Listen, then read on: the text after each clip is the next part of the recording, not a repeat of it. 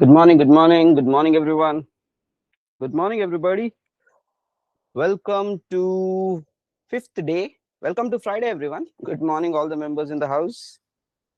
Please log in from your laptops. We will be sharing the screen, putting the video on, getting started for today. A lot of discussions will happen today, one by one. The topic is going to get deeper and deeper, and I feel it's going to be really important. Meanwhile, could you please mark this poll, everyone? Everybody, please mark this poll which is there.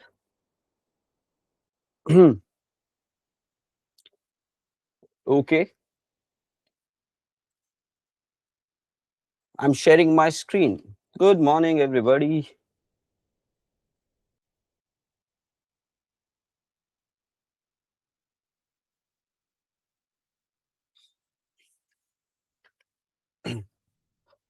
Okay, so here is the screen mode on, and here we start. Okay, so this is screen shared. Now, coming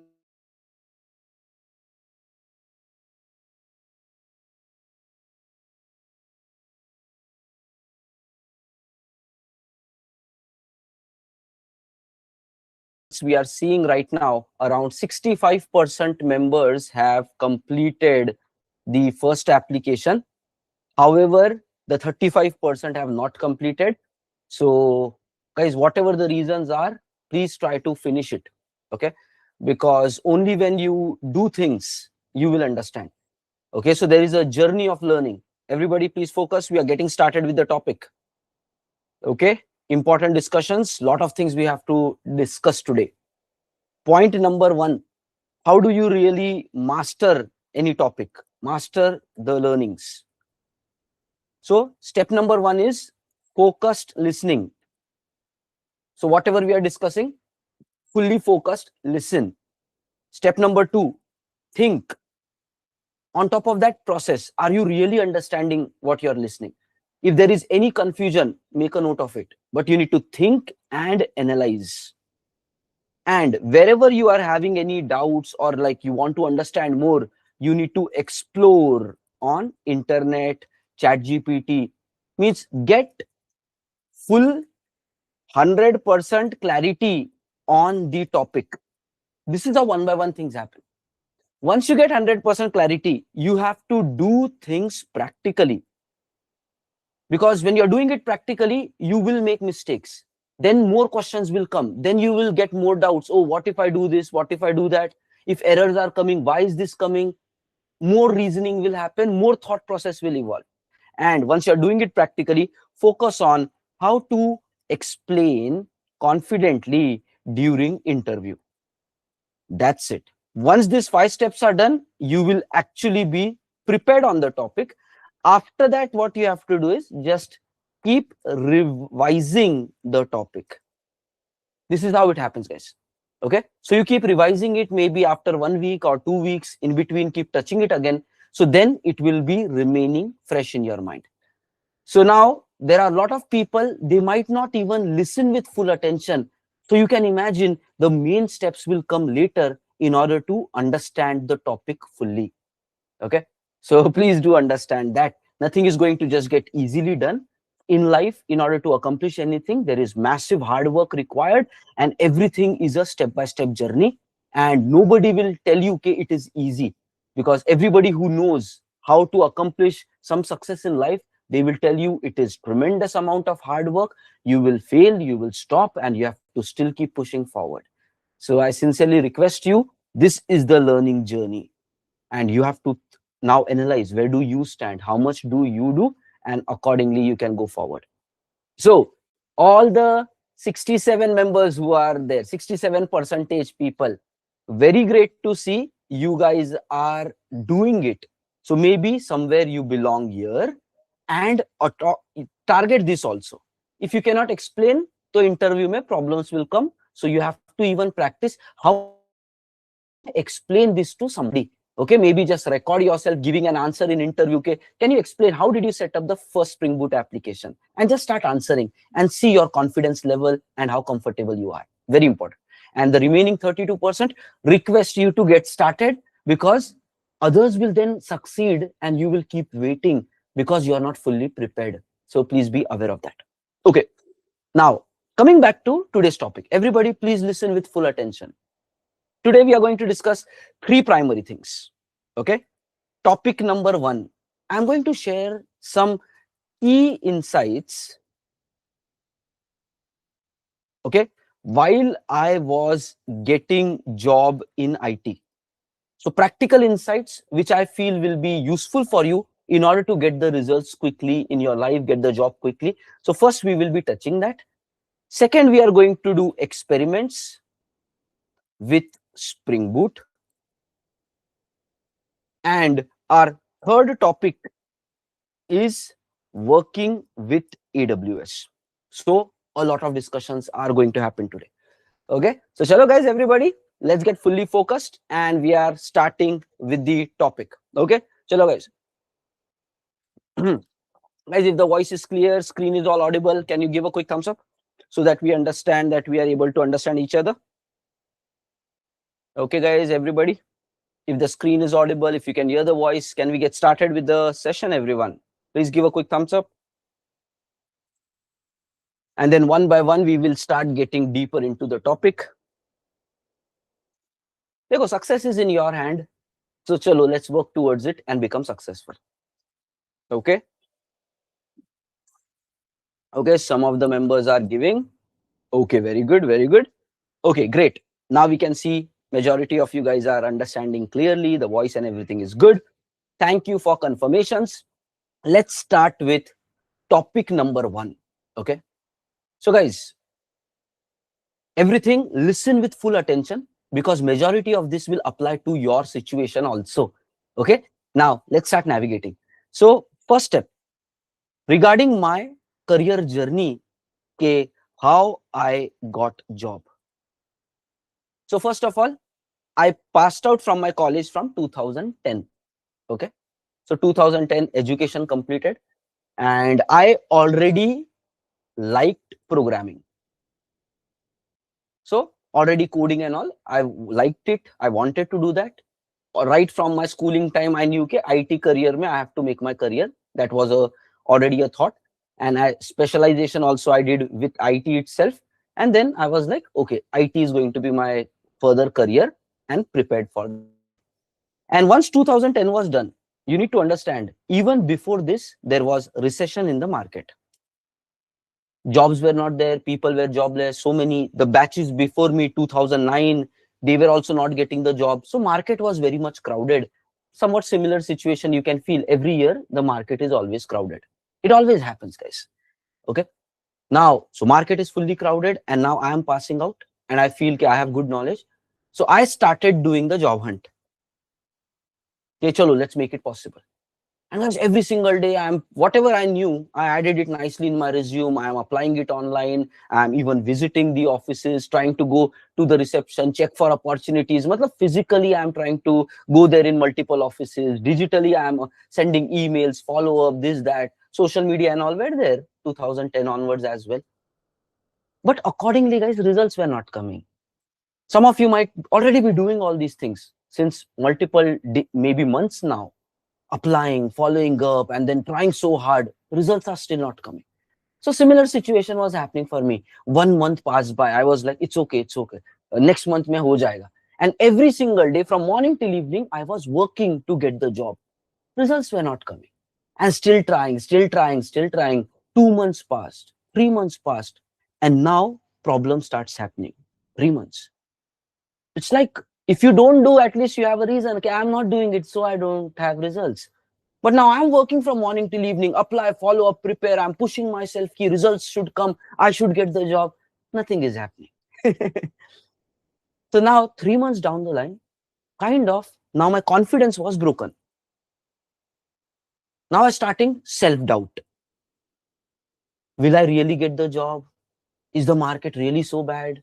Did I choose the right career line? These kind of self-doubt. And internally, you get broken, right? You get nervous, lack of confidence, self-doubt, worried, concerned. And then like, what are you doing with your life? Will the results really ever come? I was going through all that kind of phase and really broken it from inside. I feel some of you might be going through a tragic journey in your career path as well. And then one day I was just sitting disappointed and like, results are not coming. Now what to do? How to do? And then turning point came. One of my relative, he was working in the IT industry. At that time itself, he was having around 8 years of experience, something. He came to me and he realized that, okay, I'm doing all this and results are not coming. I'm disappointed and stuff like that. He came to me and he simply asked one question. Guys, listen to this thing very carefully because I'm asking the same question to you also. He asked me this simple question. Okay, Tausif, do you just want to get job in IT, or do you really want to make a great career? And my answer was like, obviously, a great career, right? Not just job, but a great career in the job. He said the second thing very important. He said, your college knowledge is not up to the mark. You are not ready for industry. Strong statements, but as per him, truth. Because he has seen the industry, he's working there since 8 years. He's saying whatever you know is not up to the mark and you're not ready for working in the industry. Even if you get the job, very soon you might be fired also, because it is a very practical industry. Okay, I did not believe, because I'm good. I've learned programming. I know basics in college and I've been doing some programs and everything. So I'm ready for it. But he was telling like this.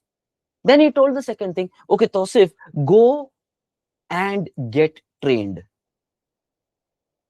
First, get trained. Prepare for actually doing a great job. And I'm like, I don't know where to get trained, this, that. Then he helped me with that. He came to me, he took me to some training center and said, okay, Tausif, go here and at least attend some demos. And then you feel, attend 2-3 places, check it out. If you're able to get the confidence, yeah, you really need this knowledge. If not, no problem. But if you feel the difference, go and take a shot. I was saying, no, not required. Just give me tips for getting into the IT, getting the job. He said, no, without training, you will be failing in your IT career. This is what he said. And then he took me to the demos. I went there, and let me tell you, day one, I was shocked. The amount of discussions which were happening there was completely shocking. Ki, "Arey, what is all this? I never heard those kind of conversations about IT, about programming, about coding in my entire college time. And it was massive. It was way huge. Day one, I was so much impressed that I decided, okay, now I am going to temporarily stop doing the job hunt and I will focus on strongly preparing myself, because I realized the truth. My knowledge is not enough. And maybe that is the reason my resumes are not shortlisting and nobody is even calling me. Self-awareness. Okay, fine. Then I started training myself. Okay, now comes important second learning for you. Dekho, whether you are aware, not aware, right? Everybody's life is filled with problems. I'm not sure how much you know this fact. Everybody's life has huge amount of problems. I know each one of you might be going through a lot of problems right now. This, that, multiple. Everybody's life is very much chaotic, troubled, and we have to solve our own problems because nobody's coming to solve them. Okay. So when I was actually at that time, my situation was also very challenging. Okay. Unfortunately, when I was in 12th class itself, okay, somehow, unfortunately, I lost my father. So my father expired. Now, all my brothers, sisters, mother, there is no source of income. Somehow, as soon as my father expired, my elder brother, he was just completing college. He had to get the job. So he worked really hard to at least get the job. Basic amount of salary. And in that, our education should happen, family should run, marriages should happen of sister and other things. So life was filled with challenges. So you can imagine, for me, getting the job is very essential, because if I don't get, my struggle of existence will happen for family. What to do next? What to do next? Complete panic situation. So guys, when life puts you through this situation, you automatically evolve. Means you understand what to do, what not to do, because you don't have option to fail. That is important. You have to win in life, no matter how much it takes. No matter how much you break down, you have to keep pushing because there is no second path. That was my situation. I had to do it. No going back. I made strong decisions. I made decisions. I will make zero friends while I am training. I don't want to do time pass with any time pass people because I don't have time to pass. I have to upgrade. I have to get better. Commitments. Some friends came, ki, chalo, let's go for a movie. No.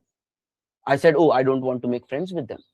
Going for movie, going for parks. No. Where is the focus? I want something in life. I will focus on that. Now, you decide how you want to live. But I made some commitments because my life demanded that from me. Had I been casual, maybe future, who knows? So I started focusing. Okay, I will work as hard as possible every single day in the morning. I used to wake up at 5:30 a.m. 6 a.m. we used to catch the bus and then reach 7 a.m. for getting that training. And then 7 to 9 a.m., 4 hours of focus training.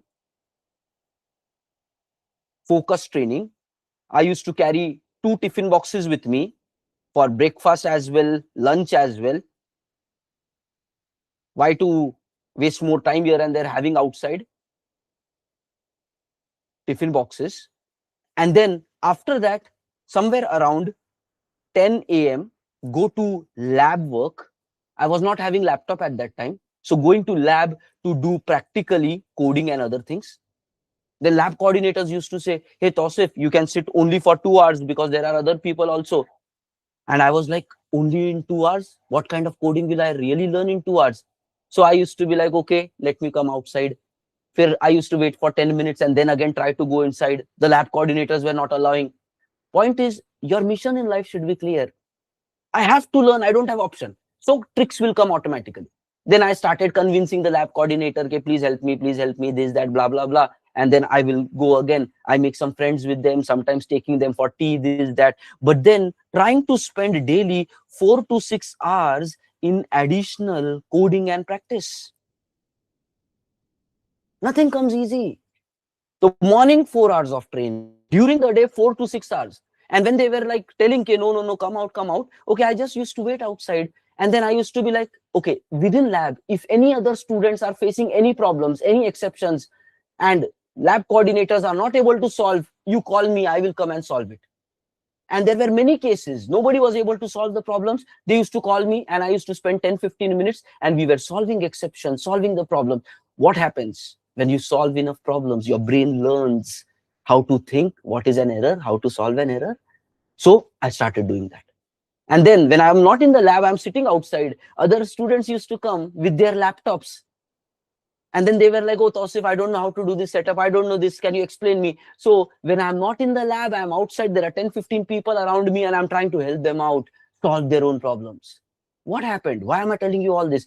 You need to be committed. And opportunities somehow will come. Because I wanted to learn, I got opportunities to learn.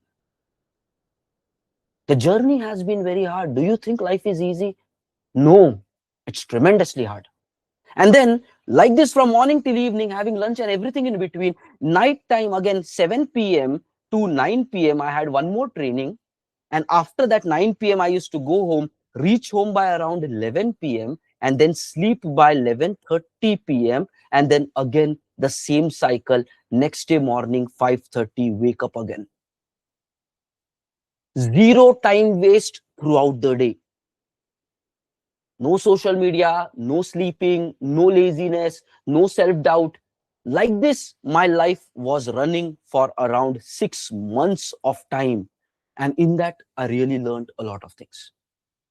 And yes, there were financial struggle. So what started happening? The brain started thinking, can I do some part-time job so that I can at least support my day-to-day expenses and give whatever I can to the family? So when you're looking for opportunities, what happened? Yes, wherever I was training, there some opportunity came. Okay, we need somebody for XYZ project related work, something.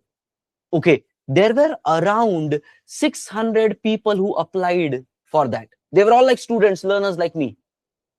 Out of that, 5 people were selected. And I was in that. Right? What happened? Many people now, they started saying, Arey, Tausif is lucky, kar liya, ho gaya. Arey, there was no luck, man. I was constantly working like this since past 3 months. No break. Even Saturdays working. Sunday also maybe few hours leaving, but Sunday also working. Practice, practice, practice, because I want something from life. And if I don't succeed, there will be bigger problems. So I was working like this for 3 months. I was already strongly prepared. Now imagine somebody is that strongly prepared and one interview call came. Even though 1,000 people come, if your preparation is so high, you can beat all the 1,000 people. That is what I realized, because I was already prepared. And they were like, 1 week ago, they got to know there is an interview. They started preparing, recapping right now. Arey, how can somebody who do 1 week of preparation beat somebody who has done 3 months of tremendous preparation? Practically impossible. I went there with confidence, cracked it. I got some part-time job starting with around 5,000 a month.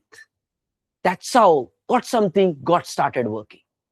And then parallelly now, I'm doing this training also, I'm doing this job also, and then trying to manage the time. But let me tell you, it was pretty busy. For 6 months of time, I continued this kind of a journey, 6 to 8 months. Another thing which happened, when I was going and then telling my mother, we have so much of work, this, that, a lot of work was there. In that 5,000 also, huge amount of work, morning till evening. And then what happened? I was telling at my home, hey, mother, this is happening, that is happening. Then my mother used to say, if you're working so hard, go and ask them to give me a bigger salary. And I was like, no, how can they give this, that? Well, no, you are working so hard, then you should accordingly ask. And then I went, I asked them. And then they said, okay, next month itself, they made it 8K a month. After that, my mother said, again, I asked, it became 10K a month. Then it became 15K.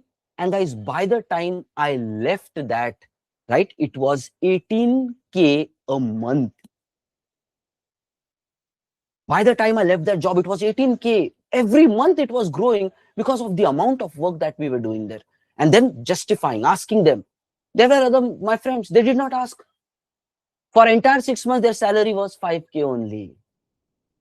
So in life, you need to ask for it. In HR discussions, you need to ask for it. That's what I learned. My mother taught me that. If you are working really great, you need to ask for it, because life might not give you it by default. Life is not just like that. It will just give it to you. No, you need to work for it. You need to ask for it. Learning, maybe make a note of this. What is the first learning? Nothing comes easy. You have to work extremely hard. Second, no time pass. If your focus is high and you want something from your life, excuses do not matter. I don't feel like doing it. No, that thought never came, because I have to do. There is no backup option. Third, be already prepared. Like I'm saying, be already prepared. 3 months strong preparation. First interview, cracked it.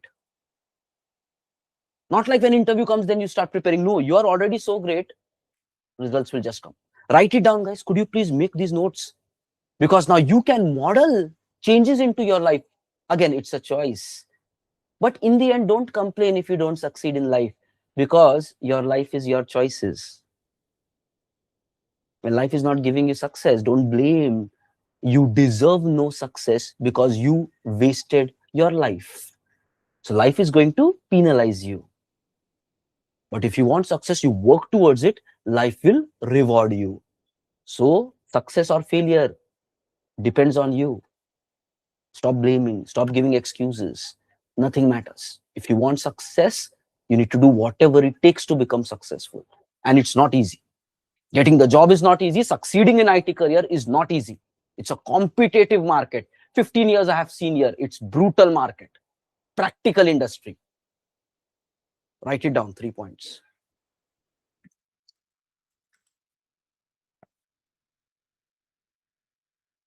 Okay. After this, and yes, ask for more if you are doing more. There might be some working professionals listening to this right now. If you are getting underpaid, you think you're doing more job and you're not getting paid accordingly. Two things: you have to upgrade your knowledge so that you are very much capable. Second thing, you need to demand for great salary from your company. If they are not giving it, switch the job, do the job hunting, get other offer letter, then tell to the HR, market is paying me this much. If you can pay me more, I will stay here. Otherwise, I am leaving.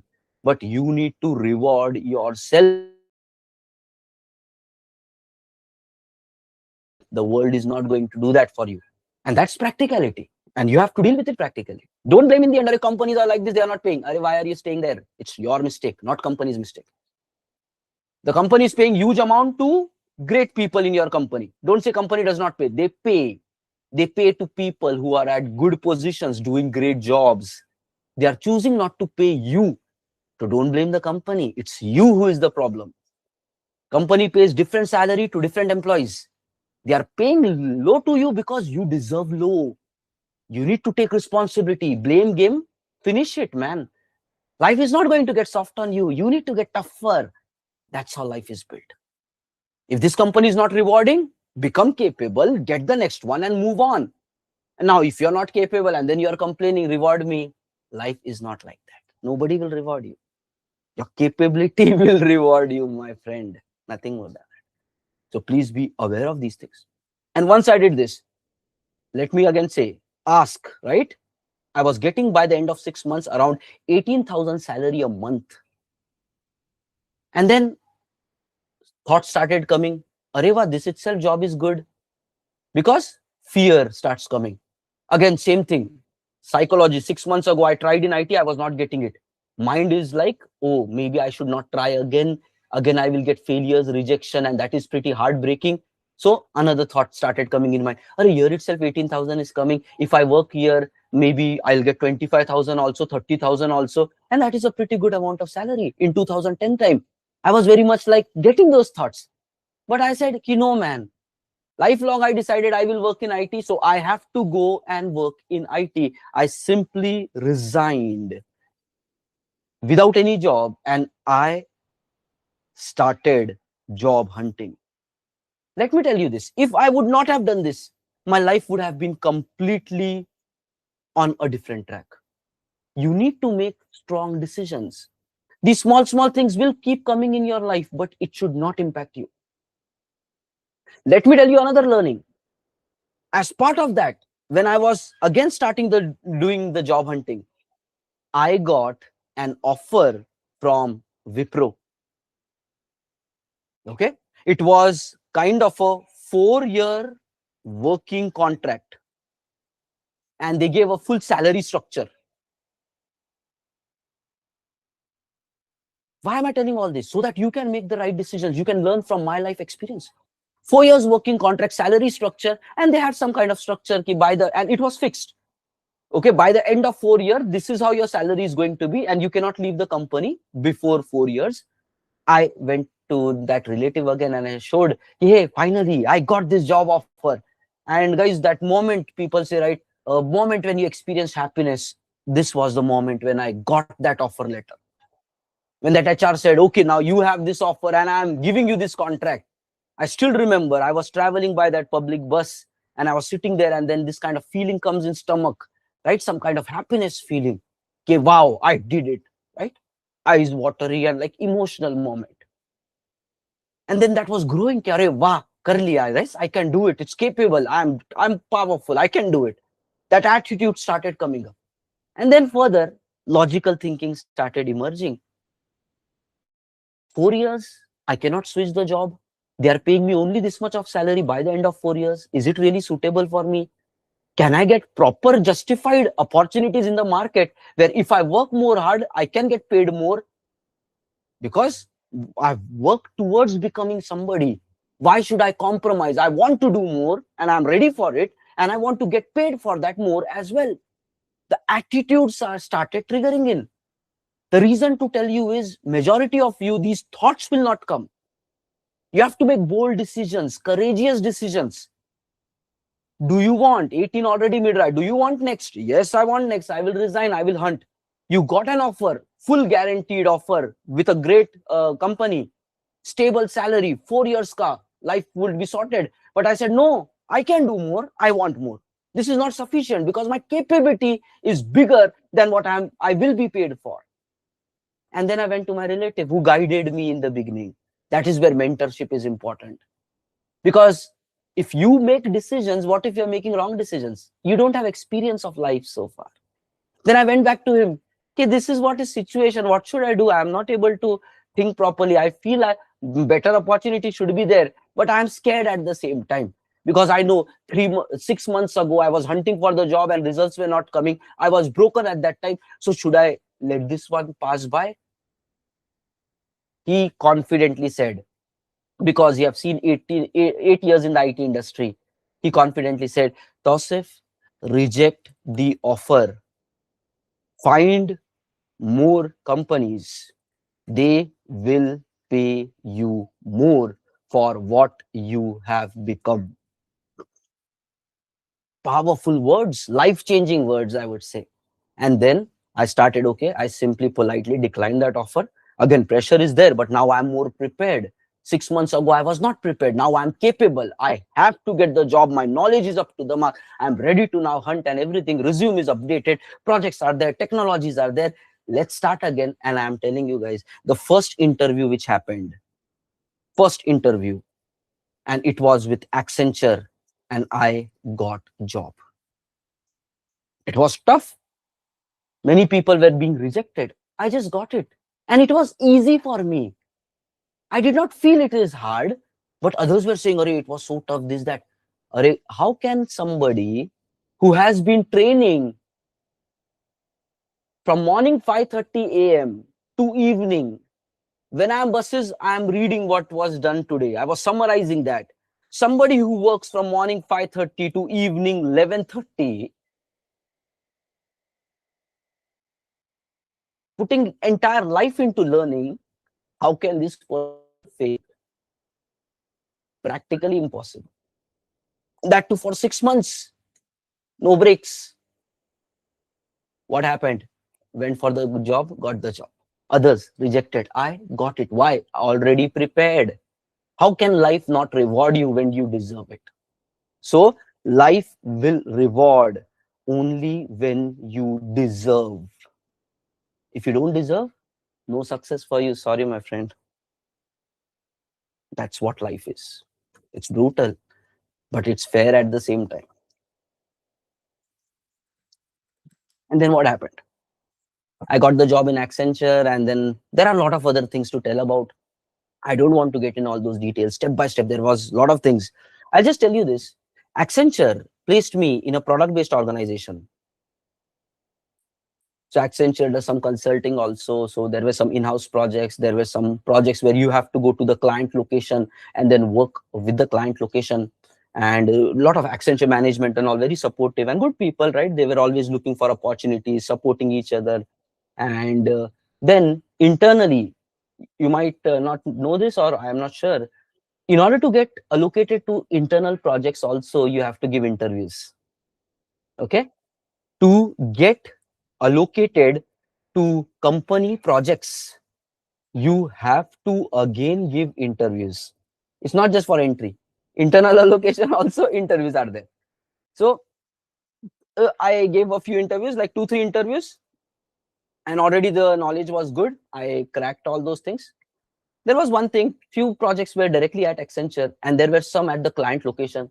So client location project was from a very tough product-based company. And they said, Tausif, you even give there also. If you're selected there, you will be going to the client location. Okay, I went there. There were like 2 guys having around good experience, architect level and all. They interviewed me. And then I cracked it. Product-based, I cracked it. Why? Already I am prepared for all this now. It's not, when you have worked so hard, how can something be tough for you? When you have solved so many problems, I cracked it. Confidence is there, knowledge is there. That's it. Cracking things. I got the job. Now, this is where comes the challenge. After getting that job. I went to the client location and I started working from that client location product based company.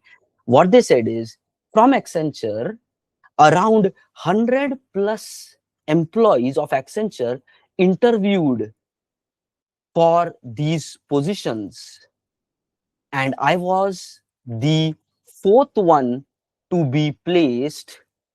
Rest of the members were rejected. Working professionals having experience, not able to crack the product job. This reminded me of what my relative told me. Even if you are in the IT industry, does not mean you will accomplish success. Your knowledge will define that. And then I realized, whoa, so many people not able to crack, but it was not that hard. I did it. And this was my first project, working with the product based organization, demanding client, very tough situation. And then I decided to myself this thing, okay, now I am in project. I will work as hard as I can. I will not make any time pass friends. Please try to understand. It all is about the mindset. After you get the job, do you relax, or is that your starting point of life? I worked very hard to reach here. I'm not going to stop now. I will not make any time pass friends. I will hang out with growth minded, successful people. I will learn. I will upgrade. And that is how I made some commitment to myself in the beginning of my career. My first job, I'm just getting started. I don't want to do any time pass. I will have fun. So I will have fun. I will travel. I will explore, but I will not waste my time. I will learn. I will upgrade. I will become advanced version of myself. If any time pass people come, negative minded people come, no to negativity. Somebody saying, hey, Tausif, why are you working so hard? They will not pay you salary. I don't care. You do what you want with your life. I will work hard because I know if I work hard, I grow. Knowing what is right versus what is wrong. Many people in LinkedIn right now blaming the companies, they are not paying. So why should I work hard? Arey, if you don't work hard, you will not learn anything. And if you don't learn anything, you apply for the next interview, they will also reject you. So you don't work for the companies, you work for yourself. When you work, you learn, you upgrade, your mind grows. After that, the current company is forced to pay, otherwise the next company is forced to pay. You have to learn basics of success and not get misguided by what you see on social media, right? Fighting the companies, "Ki nahi mil raha hai, to I will not work and try to make me work." All that is crap. Work from home, nobody's monitoring you. You want to waste your time? That is a pathetic way of living life. Because when you waste your time after 5 years, you will realize you are nowhere in the world. Knowledge is zero. Juniors are performing better than you because you just liked scrolling and doing time pass when you were in work from home. That's a loser mentality. 5 years in future, you will regret because of that. Because when the mind will stop working, logic will not form. When there are problems, there are exceptions, you're not able to solve it because you did not practice. Your mind became dumb in 5 years because you have not worked hard, you have not learned, you have not solved problems, you have not built logic. You are doing that to your life. Stop blaming the companies. Why should I work if the company is paying me low? A company gives you zero bonus, still work. Company gives you no hike, still work. Because when you work, you become great. You become knowledgeable. Whether to stay with the company or not, that's a second decision. You leave, you quit. Once you have the knowledge, the market will respect you. Understand right versus wrong. Don't make the mistake which 90% of the people on social media is doing. Don't make that mistake. And as part of my mentorship, I want to tell you that. Differentiate right versus wrong. What is good for you in a short term as well as long term?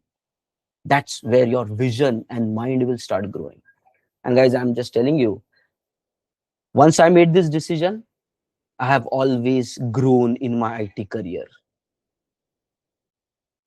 And that's what it comes like. Started with Java developer, became full stack, then became tech lead, then started leading smaller teams of 4 5 members, then became manager leading 10 plus member teams, and then became senior manager leading around 25 member teams, and then leading head of technology leading 40-member teams. Architects report to me. Other tech leads report to me. Scrum masters report to me. QA managers report to me. I don't directly work with day-to-day now coders because my leads work with them. I work one level above, demanding clients. Life will put you in higher roles, bigger roles. And then I realized the market needs more of this knowledge so that more people can succeed. That is where we are in this trainee program. Now you can cry, complain, blame, give excuses. I'm not getting results. I don't feel like working. And I'm not, array, it's all because of you. It's not reasons. It's not external factors. It is you. It is your life. It is your decisions. How can you not work 12 hours, 14 hours if you really want success? What are your excuses?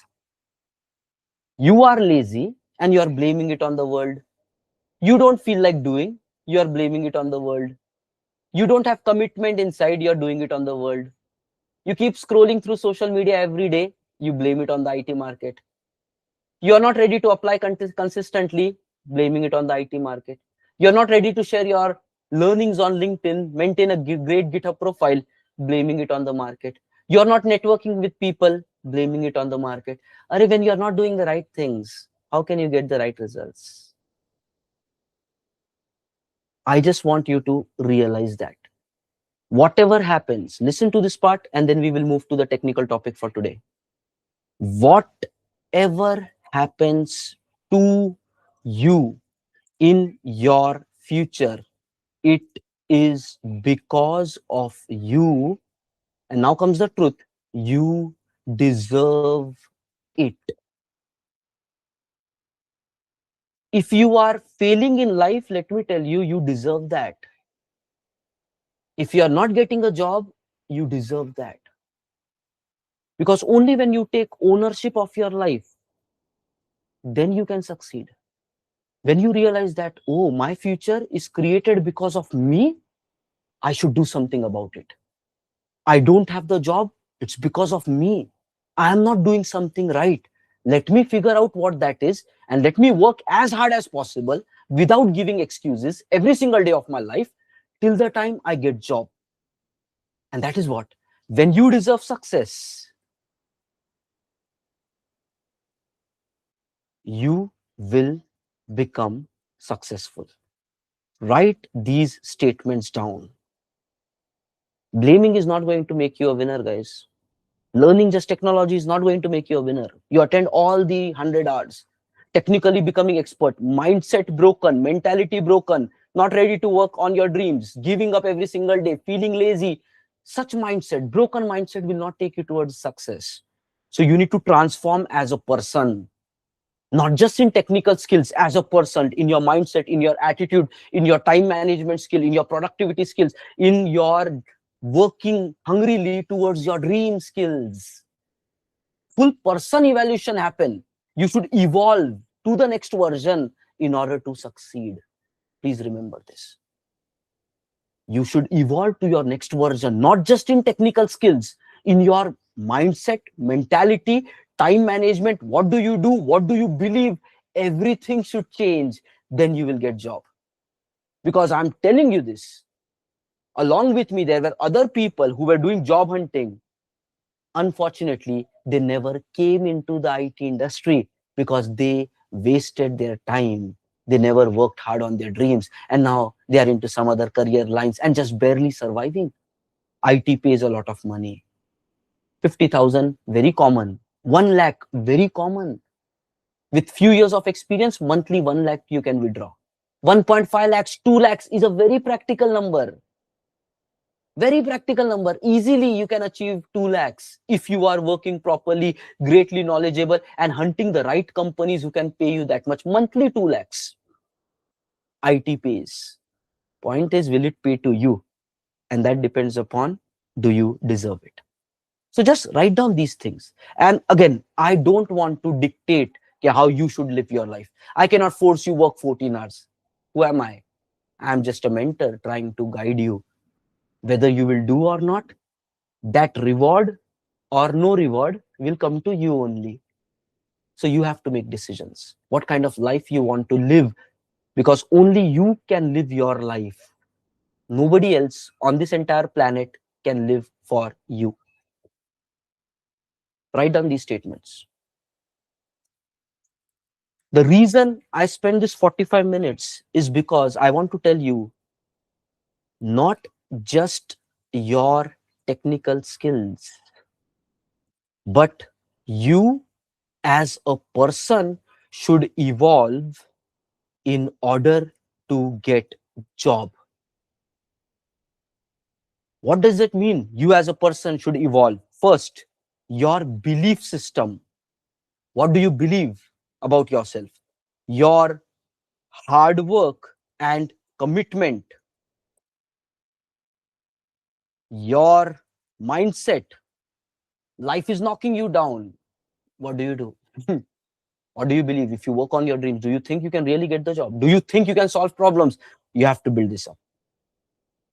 And then the final one, you need to be consistent. Do it as long as it takes till you succeed. Guys, everybody, please just note down this last, write it down. Don't take screenshots. Dekho guys, yes, we are all smart. You will say, I will take a screenshot. But when you write this word by word, you will feel the words. Screenshots will not give you that. So write it down. If you have pen and a paper, write it down. Technical skills are one aspect. Second aspect is who you are as a person. Both together will give you job and career success. At the beginning of career, junior level, fine. Only technical skills where you can play around. But as you start growing in your career, who you are as a person, that defines your career success, promotions, hikes, and everything. But if you can be both right at the beginning, easy opportunities are there for you. So guys, write it down. And once you have written this, please mark a poll. Then we will start with the technical topic for today. Write it down. Did you write it down? Okay. And guys, make some decisions. Make some decisions. So please write it down and please mark this poll. There are still a lot of things to talk about, but I think the core thing which is essential for you guys, okay, whatever the core message I wanted to convey, it is already done. But there are so many learnings I got in 15 years, which has made me so strong. Okay, this is the right way to go forward. Stop blaming, start taking ownership. Because those who blame, they will keep blaming throughout their life. And there will always be reasons for failure. But in the end, you will be on the failing side of life. And that is not good. Once you have came to this planet, right? You will stay here maybe 80 years, 100 years, and then we all will just wind up and leave. How do you want to live this 80 years? Crying, complaining, blaming, excuses, wasting time?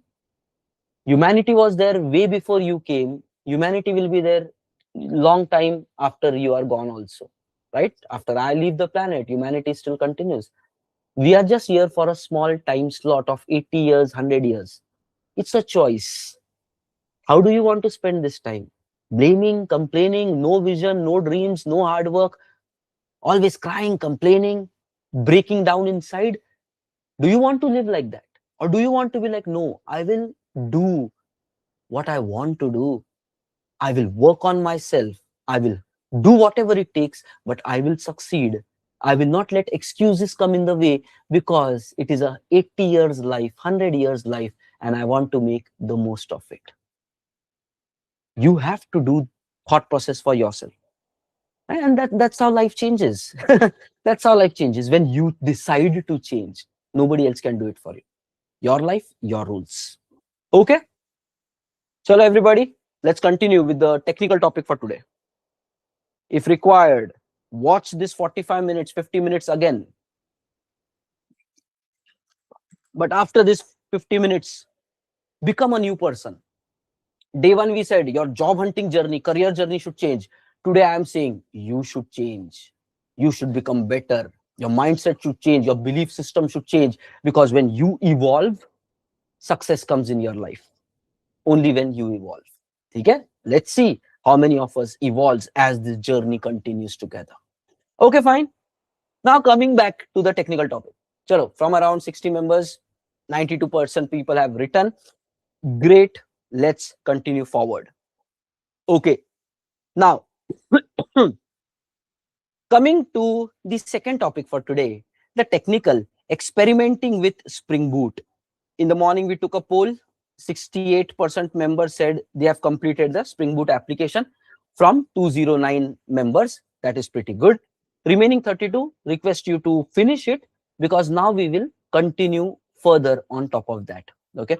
And next weekend is also there, Saturday, Sunday. You can spend some time and finish it over weekend also if you have more work to complete.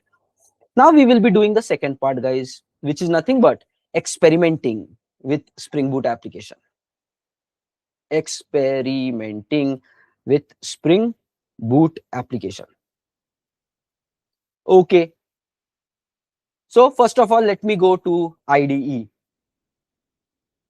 This is the project which we imported yesterday. Everybody, fully focus. We are getting started. This is the project which we implemented yesterday. We simply got this from start.spring.io. So we went there, created a Maven project with Spring Boot, and it is only having this Java class. Next, there is some test class. There is some property file. We added one index.html because we know that if you try to access by default, it goes to the index.html. And then we have this dependency file, pom.xml. So yesterday we did the first thing, project is with us. Second thing, we learned some Maven commands, and these are the Maven commands. Clean package. So when you do this clean package, basically the building operation is going to happen. So it will be deleting existing files, compiling it, running the test cases, and preparing a jar file. Installing any jar dependencies based upon pom.xml configuration. Okay, build is successful. Now, in order to start, yesterday we did it. I'm just giving you in a few minutes. You just need to use clean Spring Boot -run. Those members who were not there yesterday, how did we have these commands? The approach is right click, run as, you click on Maven build, and here you type your commands. Whatever you type here, that command gets executed. If you are updating this name here, then you can go to this drop down and you can see those things here. It will be all saved. So you can do something like this. Okay. So now, how do you compile and build jar? Command is clean package. In the IDE goal section, you need to write this. Sometimes what people do is they externally install Maven in their laptop. When they do that, the command that they have to use is mvn clean package. Please be aware. So when you are running it in IDE, you simply use clean package. When you install Maven software, like we installed Java, right? So CMD. So here, if you install Maven here, you will say mvn clean package. Okay. So if you are running it from this place, but when you run it from your IDE, you simply type like this. Just be aware if you are aware of what people are doing, so you can use these tools differently. Okay, fine. Next, how do you start your Spring Boot application? Start Spring Boot application. Thing is clean spring-boot:run. This is one way of doing it. There are several other ways. Right now, we are just learning one of the way to do it. So again, when you run it from outside, mvn clean, it will come through. And we have ran that command. How do you know that it is up and running? This red mark should be there, option to terminate. And this thing should come here. Tomcat started on 8080. Okay? So check. So what is your checklist? When you start your microservice, how to verify if everything is good. Checkpoint number 1, check there are no exceptions. Means whatever comes here, check there are no exceptions. If there are exceptions, maybe some exceptions you can ignore, some might not be proper. So first point is check the exceptions. Second point is check option to terminate service should come. So from IDE I am talking about, this option should come, red mark, red mark. Step number 3, last statement should be like this: Tomcat started on some port.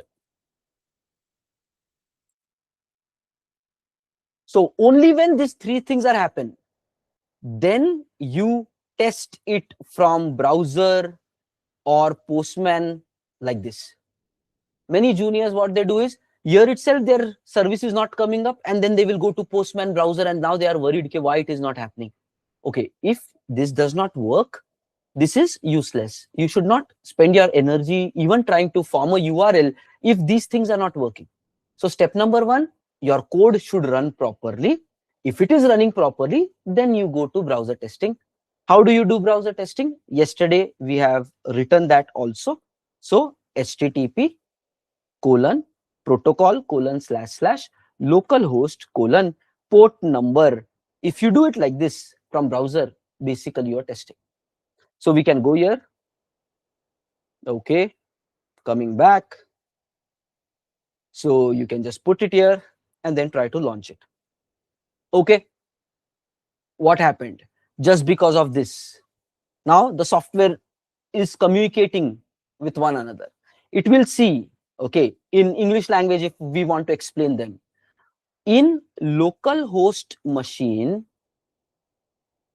on port 8080 via HTTP protocol, whatever is running, let's call that and get response. That's it. That means if on 8080 HTTP protocol is not active, you will not get the response. If in localhost nothing is running on 8080, you will not get the response. Third thing, if port is something else, you will not get it. Nothing but everything here is important, right? You make a typo here, everything goes for toss. It will not connect. Now, when everything is proper, then only the connection is going on here. So please be aware of that. Okay, fine. Now, let's start doing further experiments. So what has basically happened? It reached to our, let's go back to our diagram. So try to visualize it in order to get it.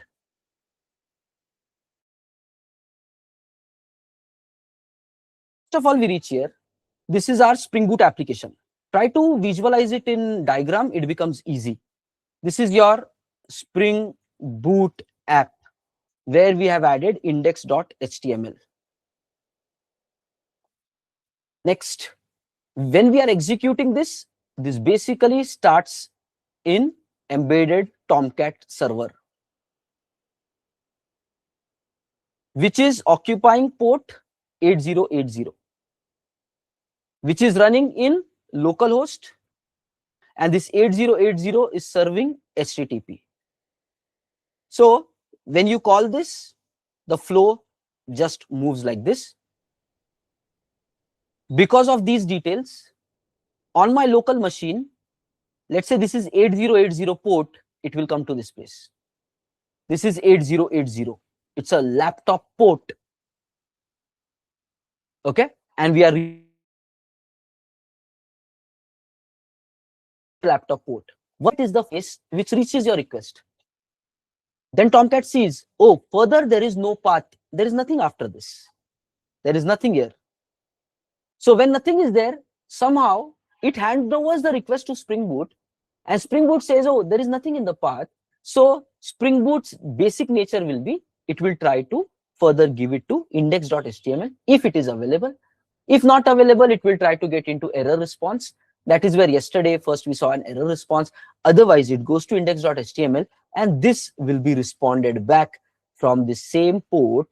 This will be responded back to the caller. This much of journey is completed. Okay. Now we need to do some experiments. Now this is important, please understand.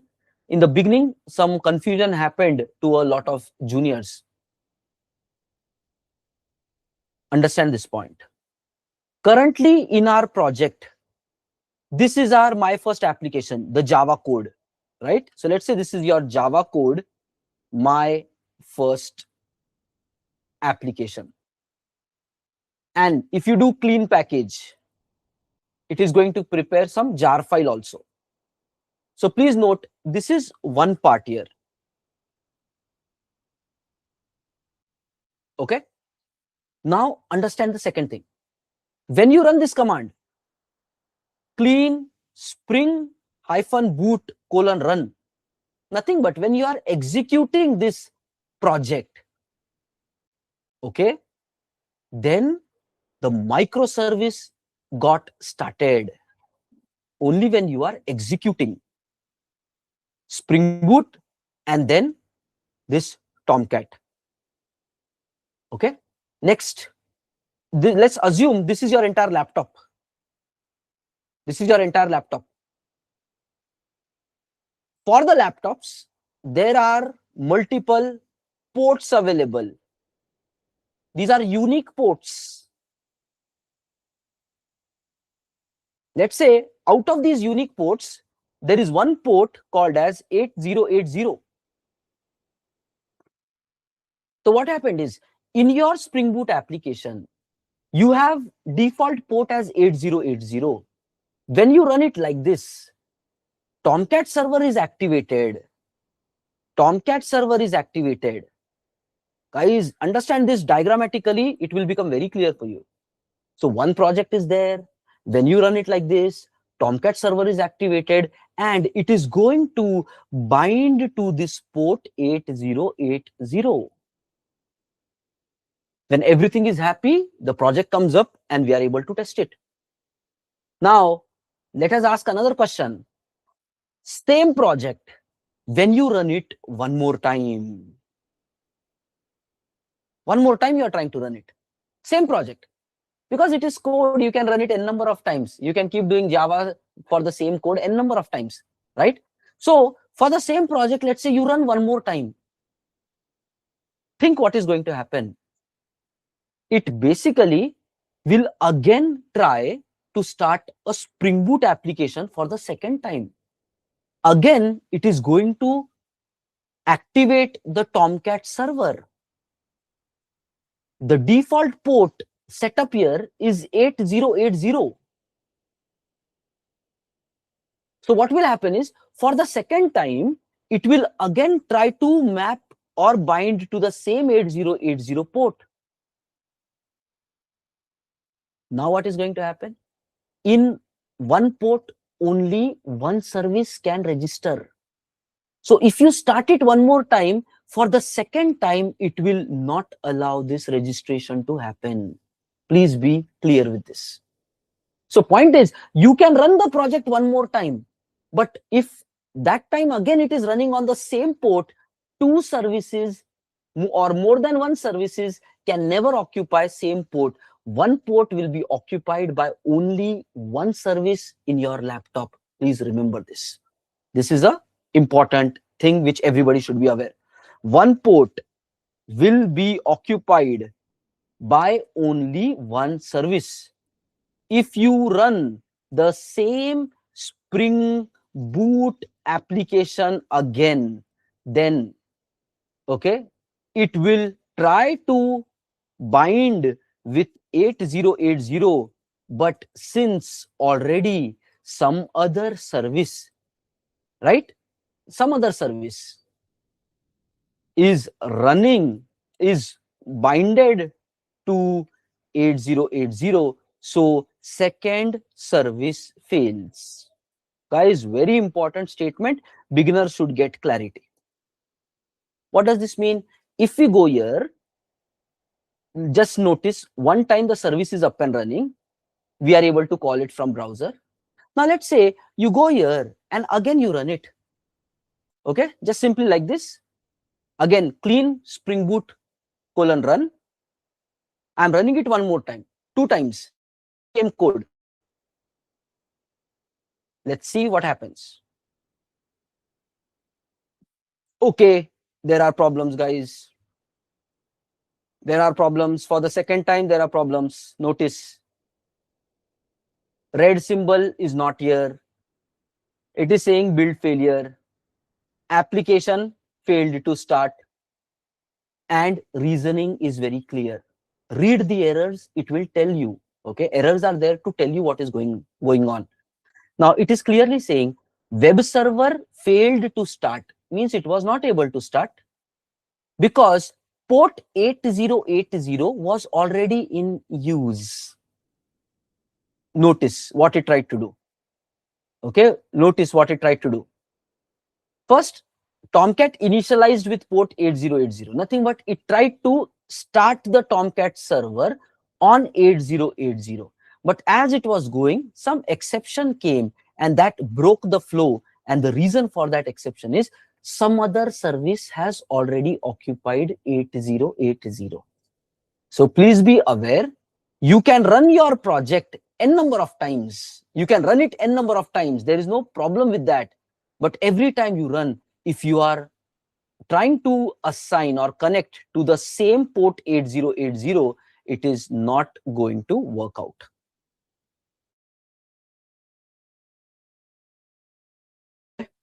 So please be aware of this. Okay, this is not coming down. So fine. So just be aware of this part. This will not work. This cannot happen. So what is the solution? They are giving a solution also. Identify and stop the process that is listening on 8080. So if you go here in the drop down on the right hand side, you can check it here. There are two things running right now. One is terminated because it never started. But the second one, it's not showing terminated option, means it is active. If you click on that, this is the other one. So what it is saying, okay, if you stop that one, so just imagine from diagram perspective, if we stop this one, then this port becomes available. And after that, if you run again, then it can connect. This is what is solution number one. Okay, stop the previous running service, then this port will become free. And then you run this once more, you will be able to establish connection with that port. Guys, clear with this? Everybody? Are we clear with this? Two services cannot occupy the same port. You can run the service 100 times, but you cannot occupy the same port. It will always fail. Solution is you stop the previous one and then you start. It is going to work out. Guys, are we clear with this? Please give a quick thumbs up.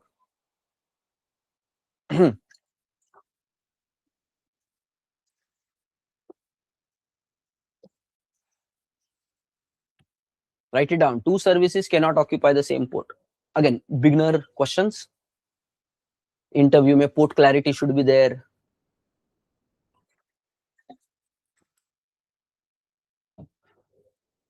Hello team, give a quick thumbs up. Are we clear with this?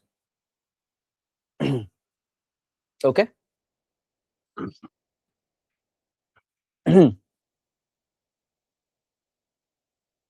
Okay. Chalo. Thanks for confirmations. Now, one more terminology here.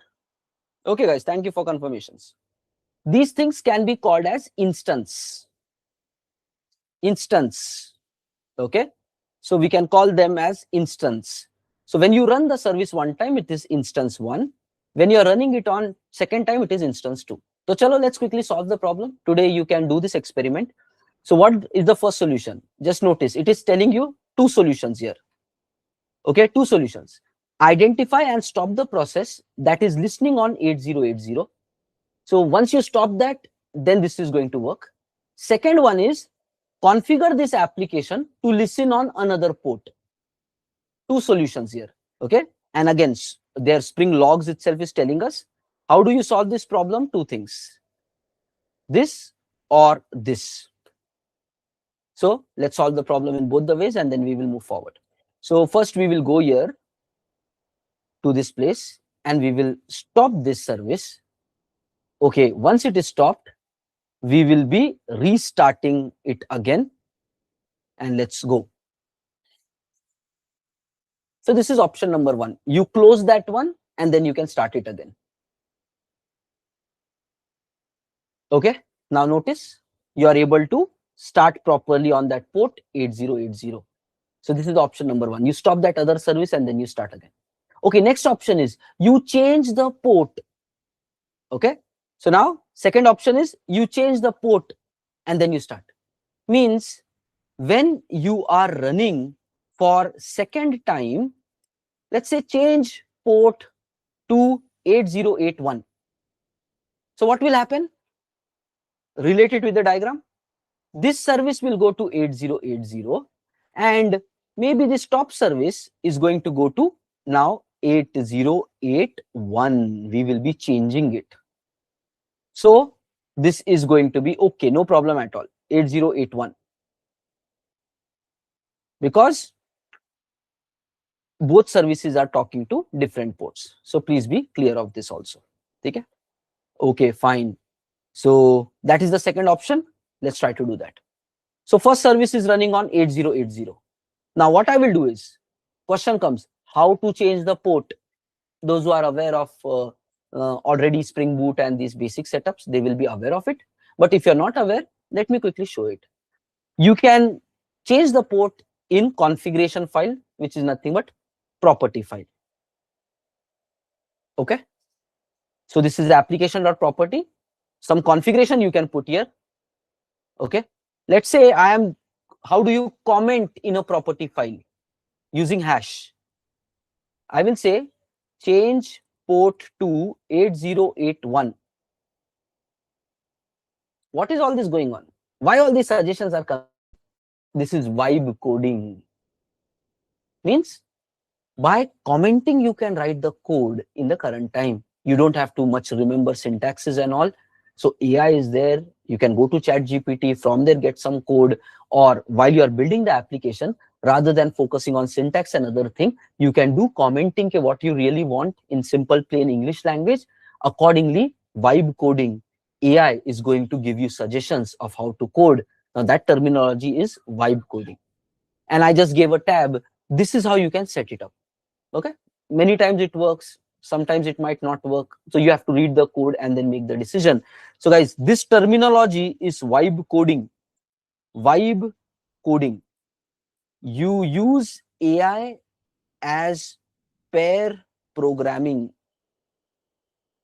partner. Nothing but you can comment and get the code, or AI will keep suggesting you some code to work with. Okay. Now, how did I enable this vibe coding in my project? I will explain that today during the day sometime as we go through the session. But right now, just be aware, vibe coding is enabled. Basically, I just have this GitHub Copilot. Here you can see this small thing. This is a GitHub Copilot. So this is a GitHub Copilot, and you can simply use this and it is going to give you suggestions. It provides some free tier also. X number of requests per month, you can use it. So that's the tier available. Okay. So you can set up this today. How to do the setup, I will explain during the day, but almost becoming must have. And it is very basic. Matlab, this vibe coding is the basic use of AI which industry is doing. There are now further lot of advanced use cases as well. Okay. Slowly the industry will evolve there, like full adoption of AI related systems and tools for day-to-day application development. But many companies are going ahead using vibe coding on a day-to-day basis. Okay, it is productive. So what have we done here? We changed the port by using this kind of configuration.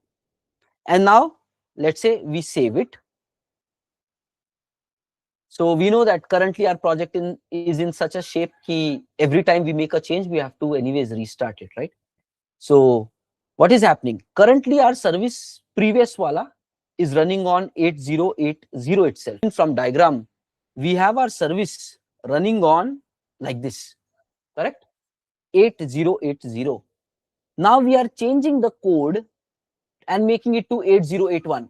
Now think logically, we change this code and moving it into 8081. Next time when we run this command, it will try to occupy 8081. But again, if you run the same command, it will again try to occupy 8081, it will fail. So again, you will have to change to 8082 and then try. So please be clear. Generally, juniors don't visualize this unnecessarily. They are stuck saying, ki, Arey, why my service is not running? Why my service is not running? Double port is happening. What is going on? Okay, point is you need to be clear on this diagram. Same project, you can run n number of times. But when it tries to run, it tries to bind to certain port. Port is unique, okay? One port can be maximum used by only one service. Only one service. So please be aware of that. So fine, we will come back here. And here we are, everything is saved. Let's try to start again. So we go here and we click on start. Let it happen.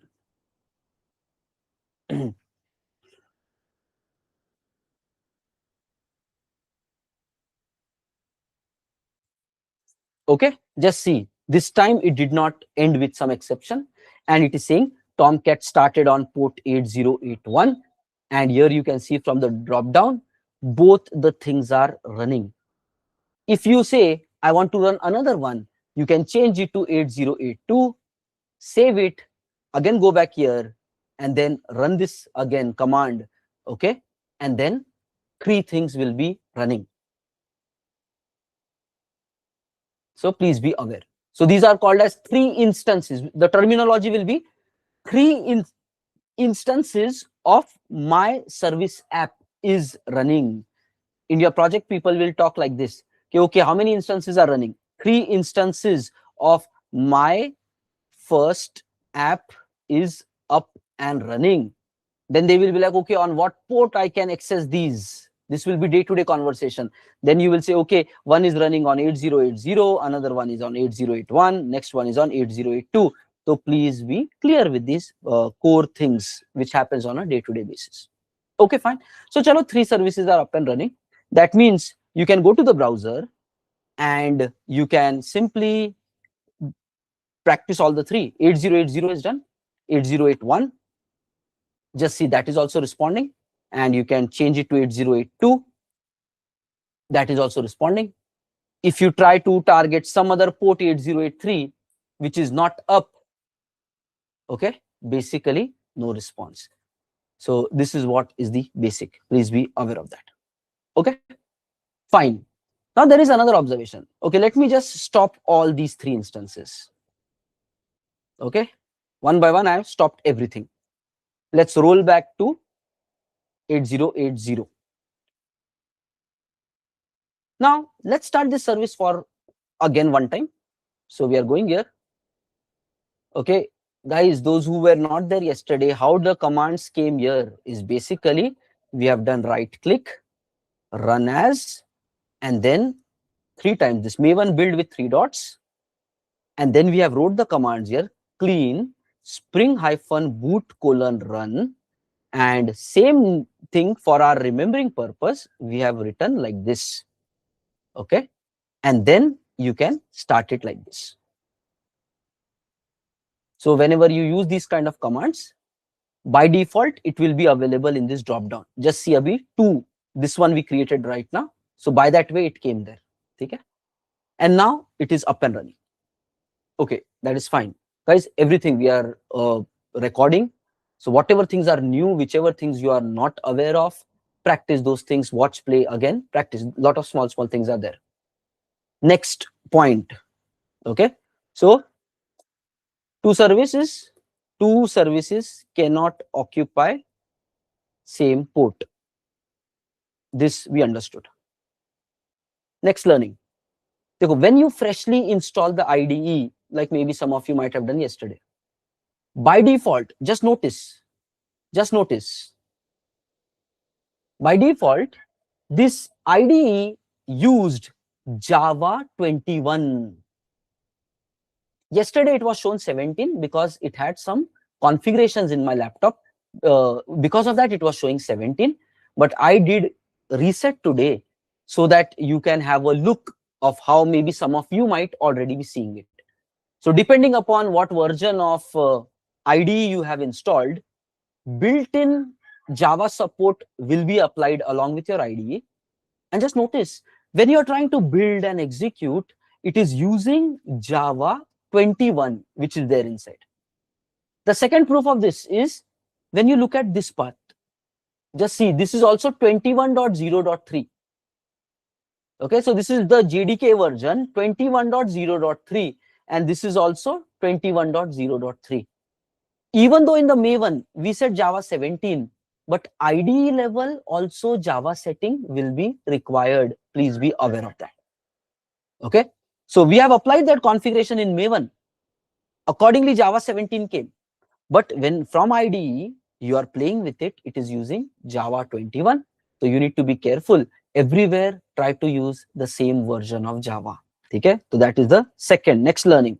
Okay, check the Java version setting in IDE. Okay, consistently use same JDK version across all places. If it is 17, make sure everywhere 17 is running. Minor versions a bit here and there will not have much differences, but still, okay, so don't have a switch like 17 and then 21. That is pretty scary. Okay, how do you change that? First of all, in your local machine, you need to install the Java, like we yesterday said, right? Local machine, set up Java 17 so that you can see it. And then that path you need to configure it here. So how exactly you can do? Different IDEs might have different ways of doing it, but just be aware which JDK is used for executing your application and try to use the same version everywhere. Otherwise, some problems can happen. Okay, okay, fine. Now, how exactly we will do? So you will go to this Windows, preferences. For Eclipse, this kind of configuration is available. Windows, preferences, you launch here. Here you type JRE and then installed JRE. Click here. So what is happening? By default, when you installed your software, STS, it is internally having certain kind of JRE, which is 21.0.3, and that is being used when you are compiling and executing the application. One another thing which came to light here is, generally when you install STS, unzipping it, it will have very long path. So sometimes Windows might have a problem. So if this path becomes very long, application extraction will have certain problems. So please make sure your initial path, you're keeping it as close to maybe D drive so you can extract it successfully. Maybe some of you might have already faced this problem. So don't have very long names of folders, because STS by default might have very long names and it might have some length issues when you are extracting your STS software. Okay? So maybe you can keep it as close to D drive/SW, and inside that, or D drive/STS, and inside that try to put everything. So you don't put long namings here. This is what I am recommending. If you add lot of folder, path becomes very long and unzipping will have certain problems. Okay, anyways. Now, once you install here, we need the path of JDK of your machine, and that we are going to get it. So already I have noted where I have installed in my machine. It is this place. So I will take this path and we will be setting up here. How to do it is add. Okay, guys, observe. Add standard VM. In JRE home, you put this one. Yesterday we said install JDK version. So yes, you have to install JDK version and put that one. It will automatically pick the relevant file from inside, and then you do finish. Okay. So it is only added. Now you need to choose that. So JDK 17. You need to choose that. So you click here. It is suggesting you one more thing. The selected JRE does not support current compiler compliance level of 21. Nothing but in the IDE, there is something called as compiler compliance level, which is set to 21. So because 21 setting was available, so we need to even change the compiler compliance level to 17. So just be aware, JRE, we are changing it to 17, and compiler setting also we need to change. How can we do that? Once you have chosen this, you need to click on apply, and then here itself compiler page is there. If you search JRE, it will come here, or you can type compiler, it will come here. Click on the compiler, and notice here also there is compiler compliance level. So this also you need to change to 17. So guys, two settings. JDK JRE level you change to 17. Whatever is your machine path where you have installed Java 17, put that one. And then once it is set up, you need to change even this also to 17. And then you can click on apply. Do you want to apply it? Rebuild the changes? Yes, I want to do it. And then apply and close. Okay, apply and close, everything, do it properly. Next, terminate this previously running one. Thoda sa step by step do these things. Whenever you do these kind of settings, it's a good practice to go to project and click on clean all projects. Whenever you are doing some changes into IDE, from time and time again, you might need this option. What? Project, clean, and then do a clean here. I will write some notes anyways, recording is there, but these are very basic things. Sometimes if you don't do this, errors will start coming, unnecessary, or changes will not be reflected. So click just a quick clean. And now let's try to run it once. We try to execute it once more. Let's see what happens.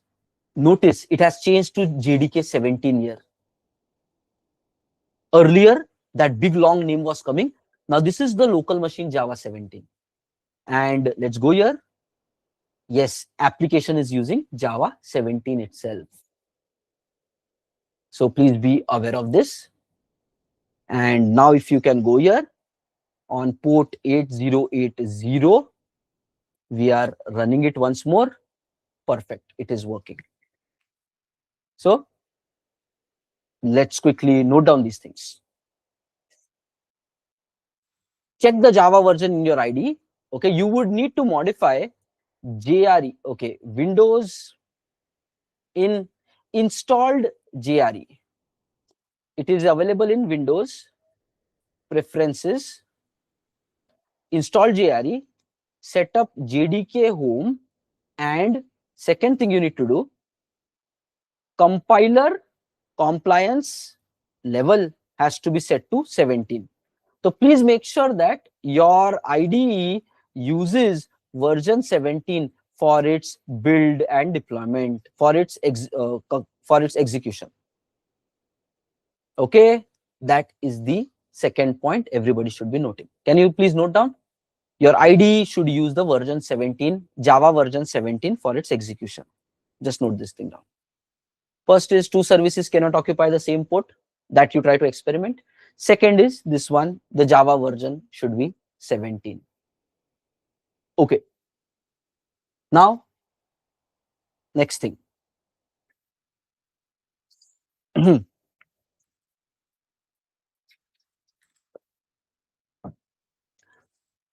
Let's say, okay, currently we are accessing the IDE using localhost.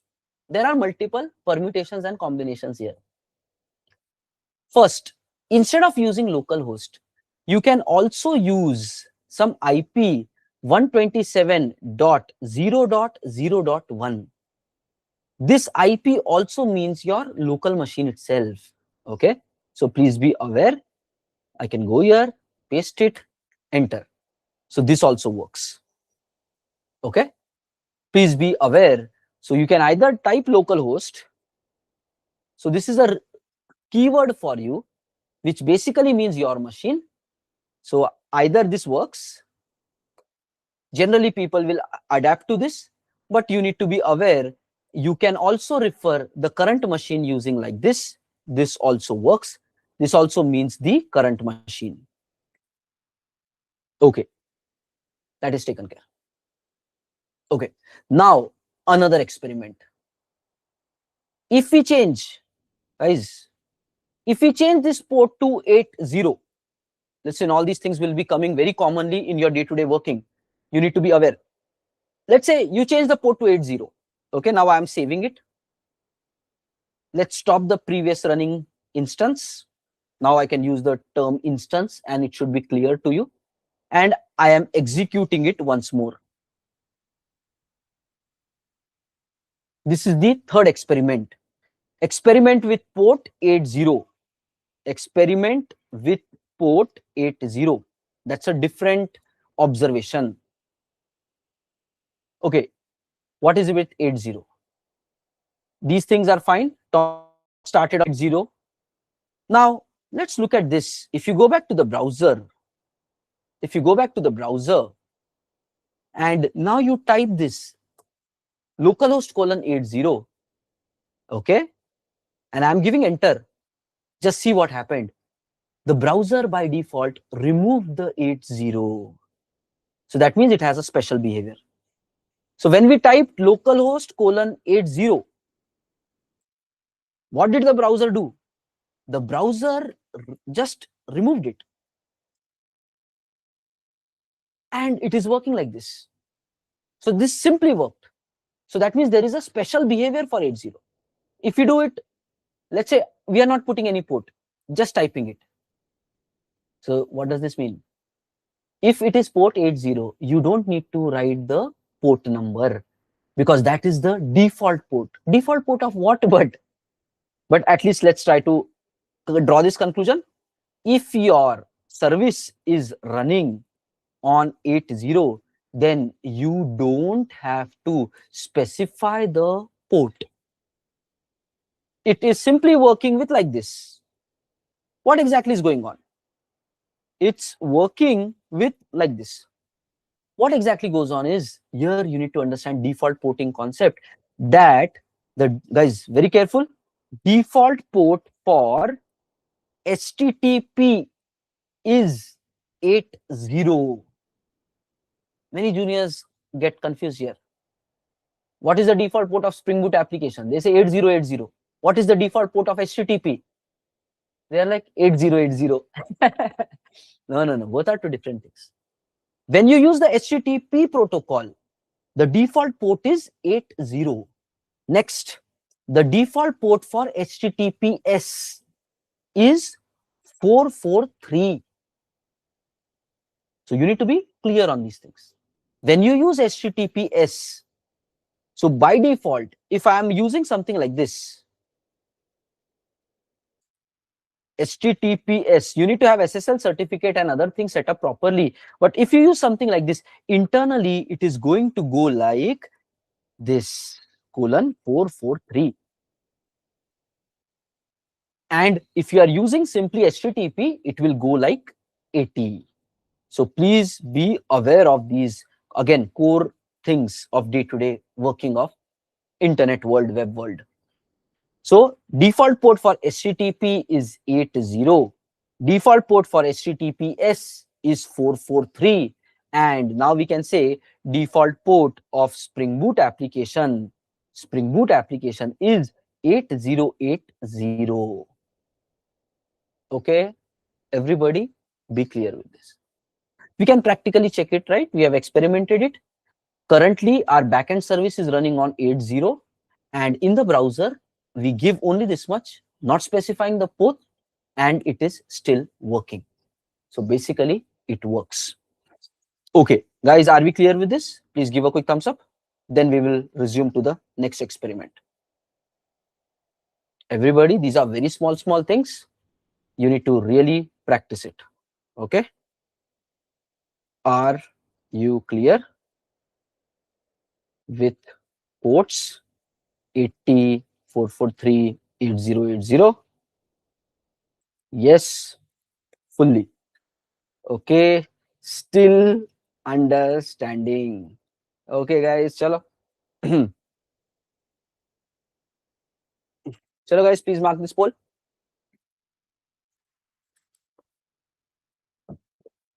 These are simple things.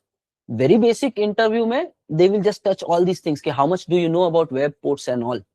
Project and all will come, but basics they will always check. What is this URL? How to do this? How to do that? They will keep asking you. Okay? Okay. 94% people are saying strong understanding. Okay. Now, there is one more experiment. I would like to share that with you. Sometimes people do this in projects also. That, okay guys, everybody please focus. If you want to use your own custom domain name in local machine itself, means you don't want to call it as like this, okay, local host. In your local machine, you like to call it, okay, hey, my machine. Let's say my machine. Whatever is the next port. But means you want to customize it. Don't call it as localhost. You want to call it as something else, my machine. So different OS, like Windows will have different setup, Mac will have different, Linux will have different. But yes, there is a possibility you can do a mapping. You can change the name, and you don't have to go to GoDaddy or other places to do the actual setup. In your local machine itself, for experimenting, you can change the domain name and you can use that one. Okay? There is a possibility. For that, if you want to change the custom domain name only for practicing purpose, generally not required, but yes, you can do that. So there will be some host file. Okay? There will be this host file. On Windows, you can check this thing out. So all Windows user, you need to open up this as an administrator,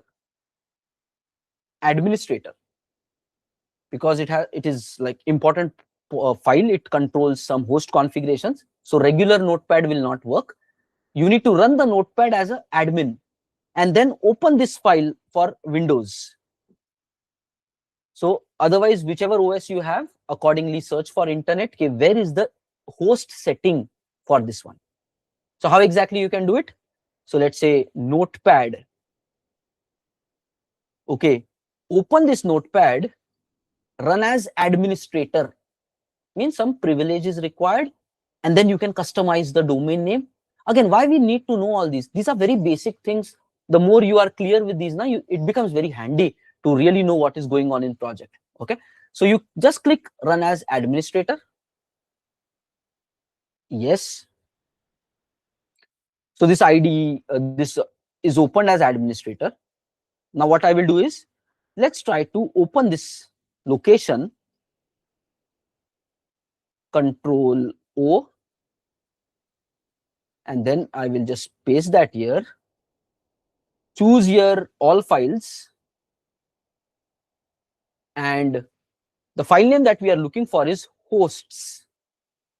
Just open it.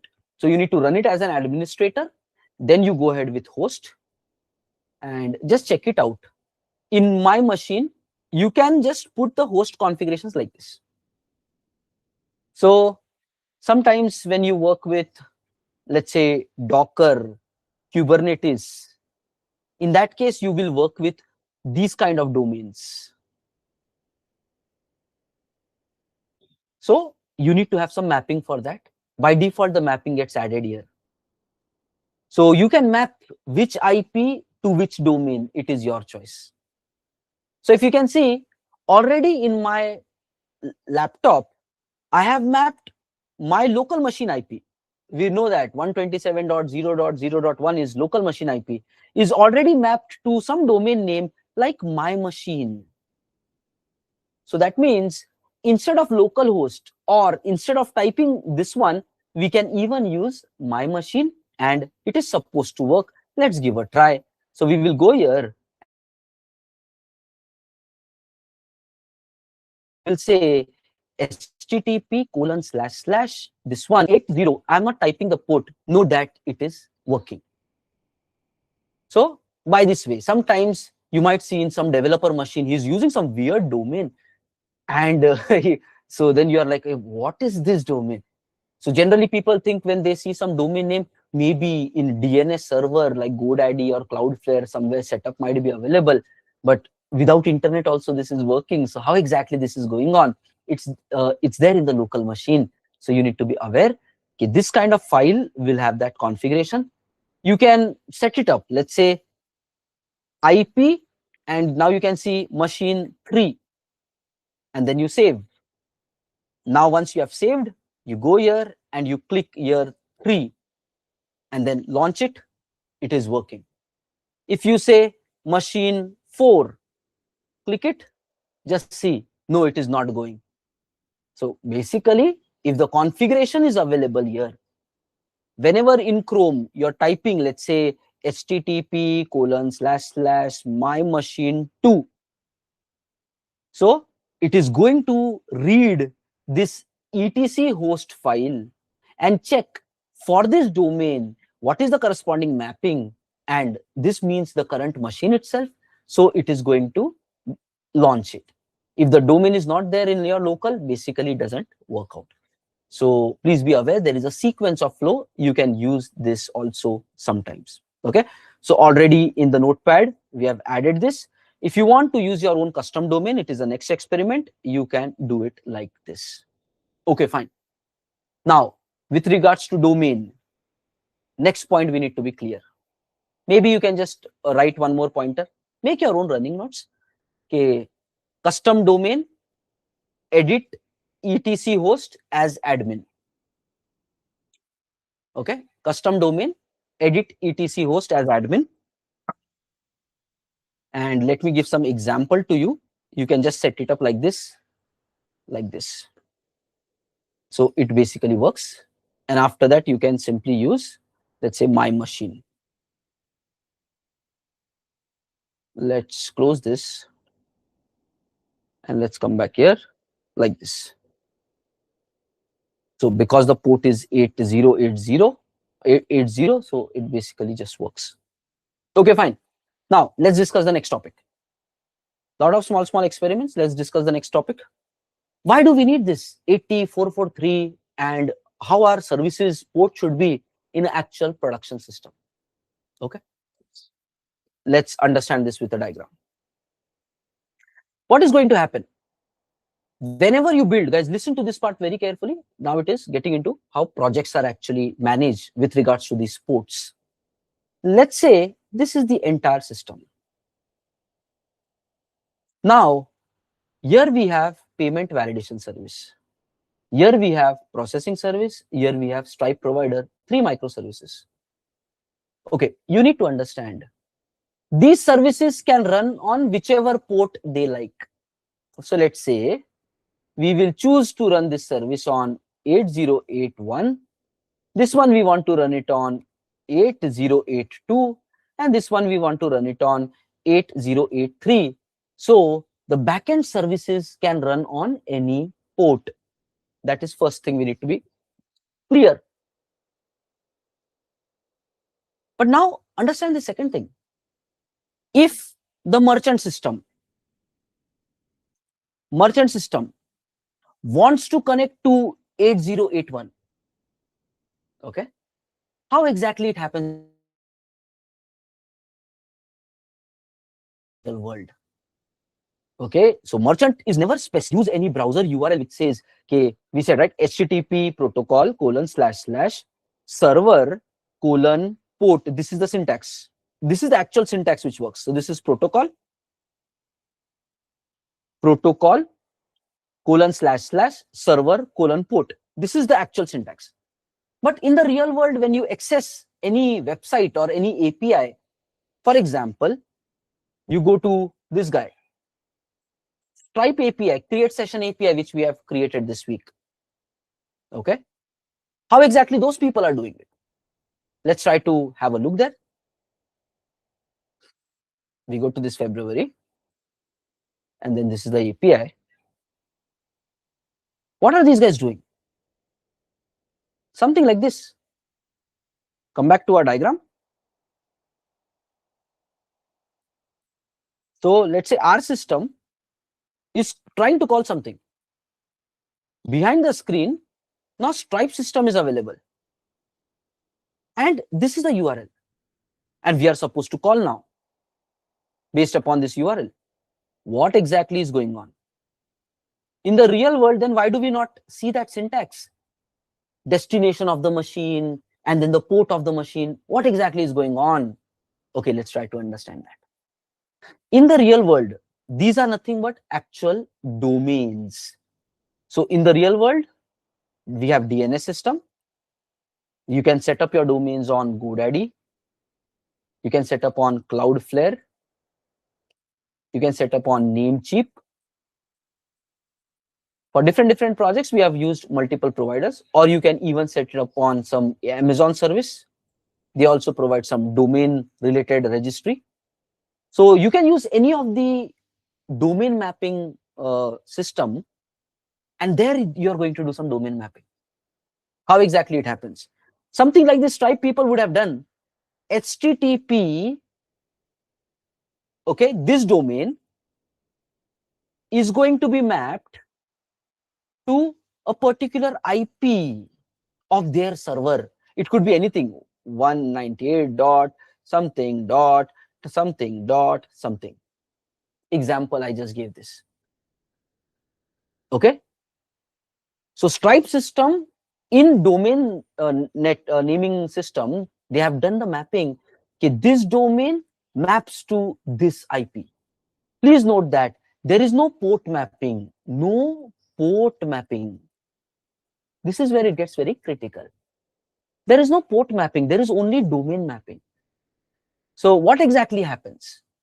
In your browser or in the Postman, when we are using this URL, first of all, your Postman or your browser is going to connect with your DNS. Okay, your machine is going to connect with DNS. And it is going to get the mapped IP. So it is going to get the mapped IP, and then your URL is going to modify. Your URL is going to modify based upon whatever IP comes from that place. So it goes here, and then this domain will be replaced with the actual IP. And then accordingly, because the protocol is HTTPS, by default, the port 443 is going to be passed by. This happens behind the screen. Okay. So whenever you're typing this kind of thing, how does it convert? Because the connections happen based upon which protocol, which machine, which port. So if you're trying to reach out to HTTPS, you will be getting this one. If you're trying to reach out via HTTP, you will be putting here 80. And then accordingly, what happens? In the real world somewhere, this IP is the Stripe server IP. And those guys will set up that server. Let's have a quick look. Okay. These guys have done the setup of a server which basically runs on this IP. I will explain it once more later, but for now, focus and continue with the flow. So Stripe team in the world somewhere would have used this IP. And this is the entry level IP. Please be aware of this. Behind the screen, Stripe might also have n number of microservices. Those microservices are never exposed to the public. They might have n number of microservices running on n number of ports. Okay, they are never exposed. They might have 8080, 8081, 8082. They are never exposed. Then what is exposed? You are exposed one IP, and this IP could be basically multiple things. First, it could be a load balancer, or it could be an API gateway. Okay, so please be clear how the ports are managed in real world. At the entry, there is going to be one piece of software, or you might have installed a custom software, proxy software like Nginx. Sometimes people just set up Nginx, just a reverse proxy. Nginx is called as a reverse proxy, nothing but just take it and give it further. Load balancer also receives it, based upon the load, gives it further. API gateway also receives it, gives it further. So there are multiple approaches here. Different projects might use different approaches, but one software will be set up at the entry. And guys, this is where it comes interesting. This software is going to be opened on both the ports 80 and 443. 80 and 443. Generally, they open only these two ports, not any other port. So you cannot try something else.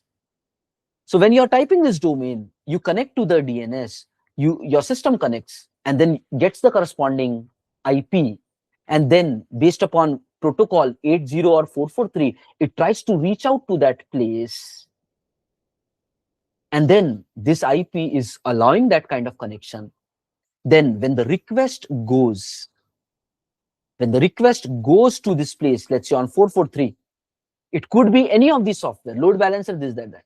In this software, there is routing configuration.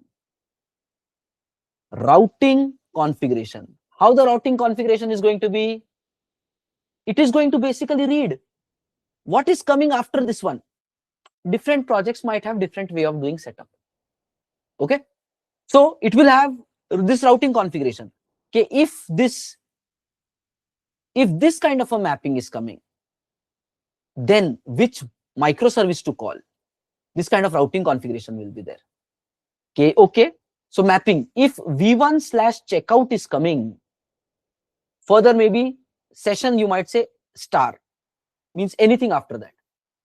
If the input URL is coming as v1/checkout, then I need to call this microservice. And this microservice might be running on any port 8081. So they will internally route it. It's kind of proxying. So guys, take a minute to understand how the ports operate in real world. Okay? How the ports operate in real world. In some DNS system, there is no port mapping there. There is domain and IP mapping. Then depending upon the protocol, whenever you're trying to access, you get the corresponding IP. And then depending upon the protocol, the right port will be attached. And accordingly, you reach out to that port of the entry-level system. So they have to serve on 80 and 443. Otherwise, request will not get into the system. And then they will be having the routing configuration. Okay, based upon this further thing, where I should go, which microservice is linked to that. And then accordingly, it goes to that microservice. Then it does the execution. Then it responds back. And the way this is going to happen, similar way, our system is also going to work. When the merchant wants to reach out to us at the entry, we should also have some kind of entry software. It could be again the same thing, load balancer, API gateway, or reverse proxy, Nginx, generally whichever you feel more comfortable. There are a lot of pros and cons, which to use, which not to use. But this entry guy is going to be exposed on two ports, 80 and 443. Internal services, generally you will not use 80 and 443. You will choose your own ports only. Today we are working with 80 only to tell you, okay, it is by default behavior, and this is the practical usage of that. So you will be setting up the entry level based upon 80 or 443. Whenever and then it will have certain IP, 198.34.x.y.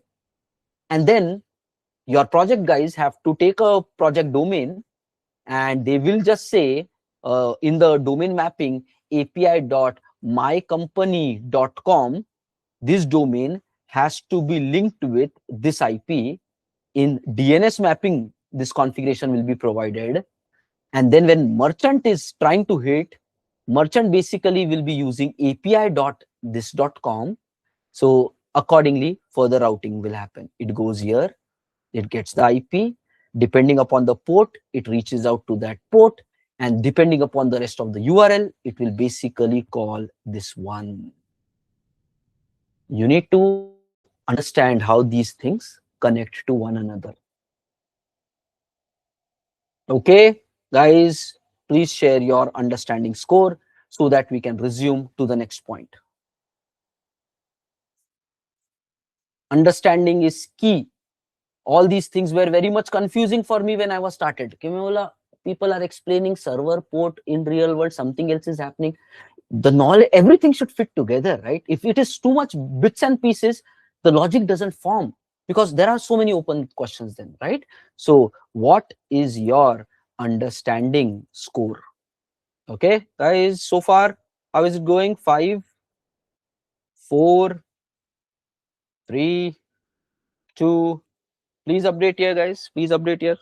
Chalo, guys, please update.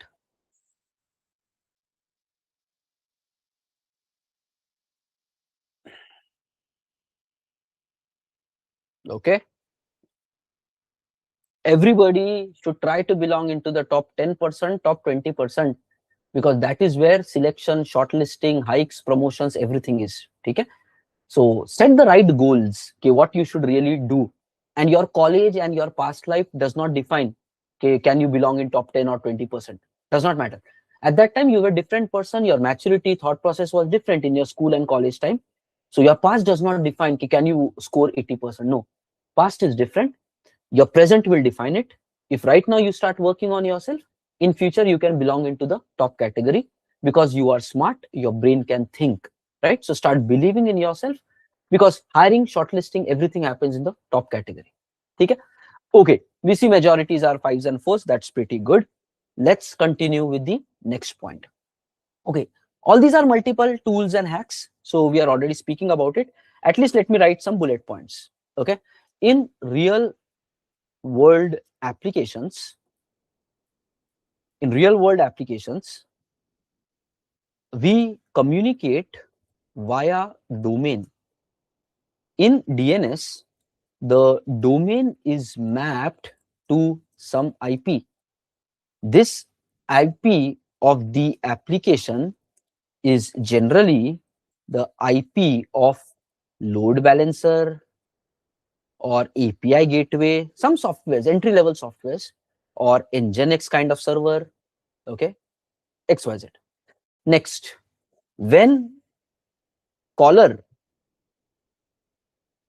calls the endpoint, it connects to the DNS, gets the mapped IP, and then makes a call to that destination service based on HTTP or HTTPS. So HTTPS means 443, HTTP means 80. It will go like this. Okay. Next, the entry level software receives the request and then routes it to the proper destination microservice based on the URL path. Okay. So for example, these guys, studio.youtube.com, they would have a mapping for that. And then /video /something /live streaming. Further routing will happen to some destination logic which they have written. And from there, this video streaming part is being continued. So that's what it all comes to picture. Okay. And now there is one nice command, guys. Okay. There is one nice command where you can experiment.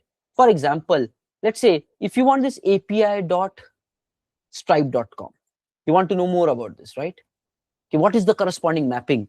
So you can just go to command prompt CMD, and there is this command ns lookup, and then you specify the domain. Okay, try to see. This basically gets the mapped IP from the DNS. Sometimes entry level might not be single server, right? Because single point of failure is there. So it might be load balanced. Your multiple destinations could be possible. So here you might get more than one IP also. But when you use this domain, these kind of IPs are mapped. And for these kind of IPs, they will be having these ports, and based upon load, you will go properly. So what is the command, guys? NS lookup. You will need to use this for some testing purpose. Or you can simply say NS lookup of, let's say, google.com. Google.com. Notice this guy is giving one IP to us also. So let's say you go like this, or NS lookup of google.com. You got a corresponding IP. Now let's say you just take this IP, copy, enter, go to the browser and paste it here. Just notice. We went to that IP. So accordingly, depending upon our protocol, okay, it took HTTP, it went to that IP directly without the domain. We bypassed it by ourselves. Did you realize what did we do? Okay, instead of going to DNS, we directly got the mapped IP of Google system by using NS lookup command. So we skipped the first step. We skipped this step. We directly got this mapped IP. NS lookup can give you that. And we directly tried to go there. But in this entry level routing, Google team has done, hey, don't let people directly use our IP, because domain has to be there. Because the certificates, right? SSL certificates are purchased against the domain. So SSL certificate, just see, Google connection is secure, right? So their certificate is valid. So SSL certificate is purchased against the domain level. So Google did not allow me, and they did not directly serve me the request based upon IP. They internally redirected me to the HTTPS and then google.com to make the request secure. And now they are rendering the page to me. So they have done that kind of work. So, but yes, we can do certain experiments that will help us to understand this technical world better. So guys, next command, you can simply write it here, NS lookup google.com. These IPs can keep changing. So it's not like always Google is going to have this IP only. Today like this, depending upon load, tomorrow they might reboot, another IP can come. But when you do this command, you will always get the latest IP, which is available that time. You can experiment with it, and this will give you confidence during your debugging and testing time as well. Okay, okay, fine. Let's continue further. Write it down, guys. Simple things, but it helps you to do testing very thoroughly, what is going on and what is not going on. You need many commonly all these things during project working.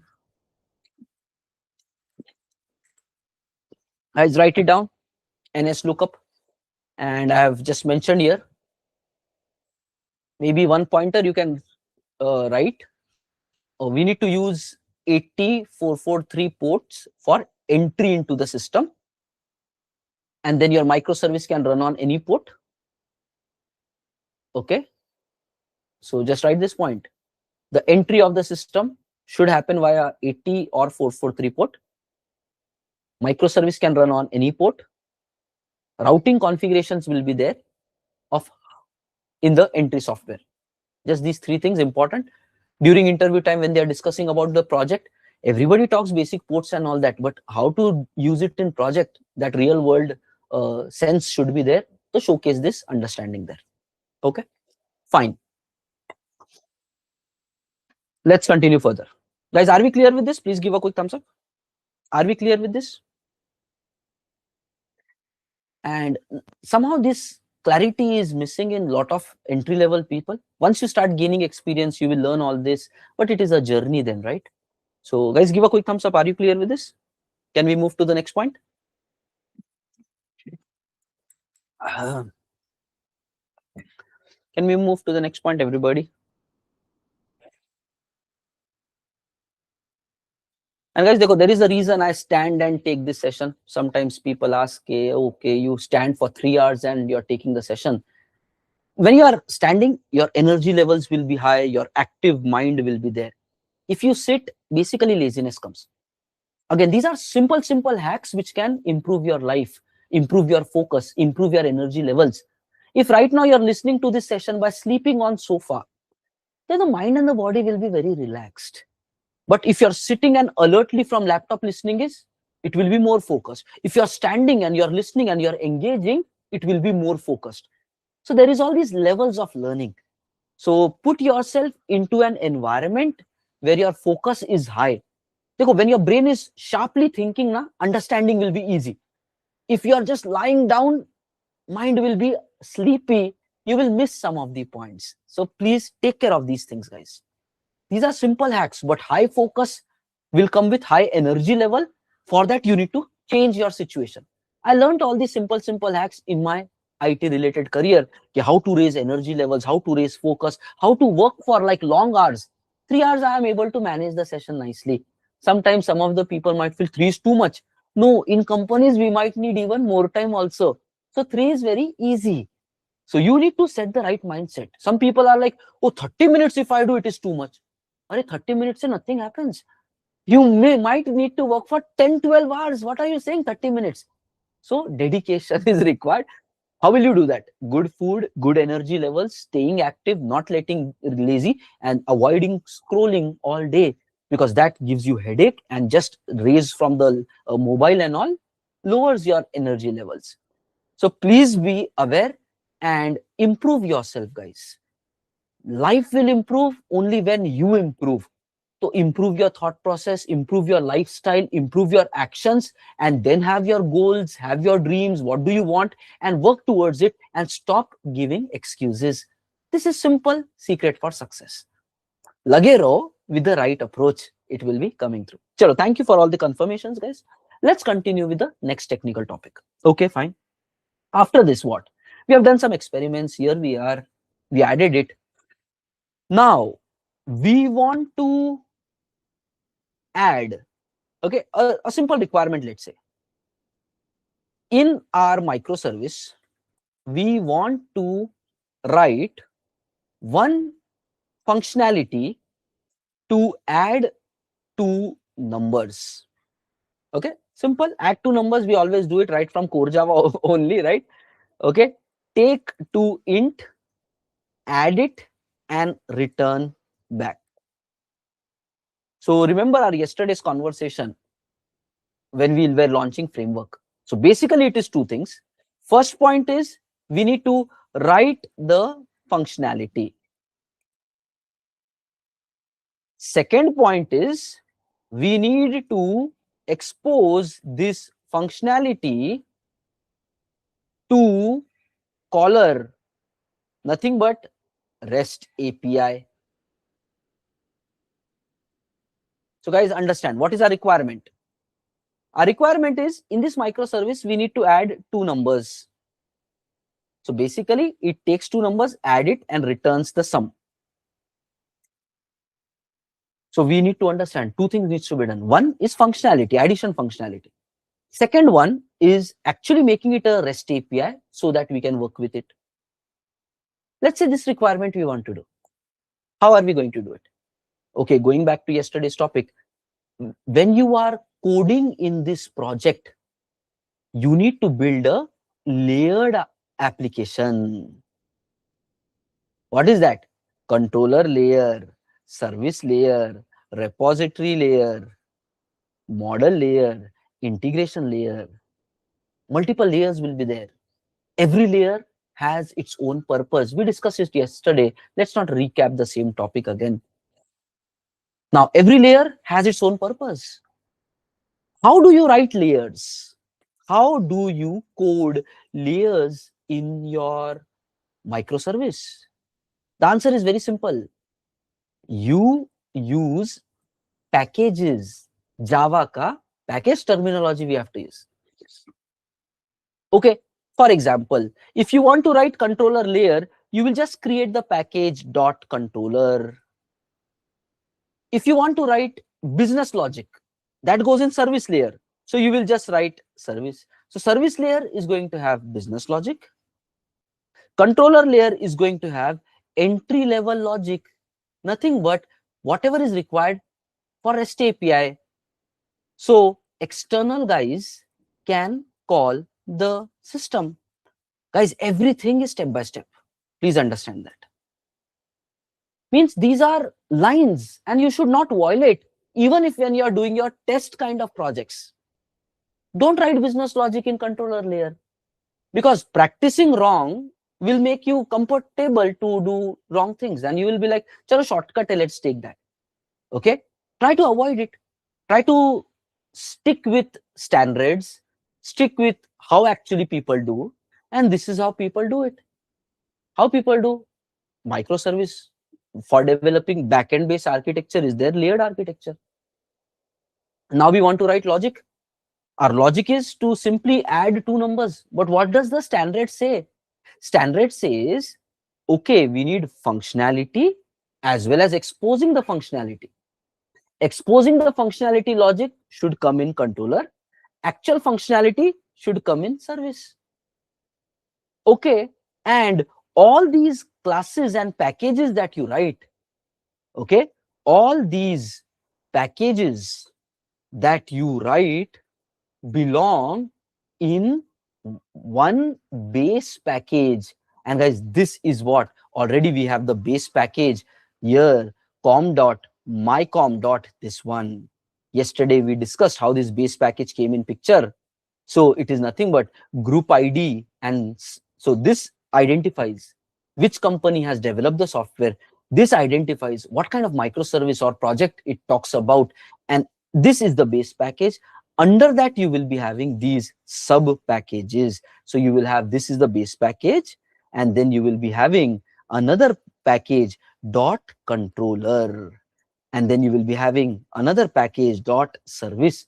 This is how packaging is going to be identified, and inside the package you will be having your Java classes, whatever, interfacing, classing, this, that. Now step by step we are getting into building the application. Okay, now let's start building it. Simple requirement add, but people are not clear okay, how exactly to build it. These are the lines, don't violate it. If you are violating this, means you're not building as per industry's need or industry standard. Then confusion will happen, and then interview they will be like, come on, what is this guy coding? Where is the standard? He does not know where to code, how to code, just somehow writing the functionality. It shows lack of understanding of how to build systems. Okay, so you should be clear. Let's start coding this. What we will do, first we will put a package. How to create a package? You click on this main package, and then you say right click, new package, say this one dot controller, and then controller package is created. Now let's say you want to create a service. Let's say you want to create a service. So right click, new. Let's say you want to create one more package dot service. Okay, let's say you create a service. Now comes, we need to write business logic. Business logic is simple, man. A plus B, return it back. Val1 plus val2, return it back. That's the simple business logic. We can write the business logic. We don't know how to write maybe endpoint, API, but we know how to write a business logic, right? We know core Java, so we can write business logic.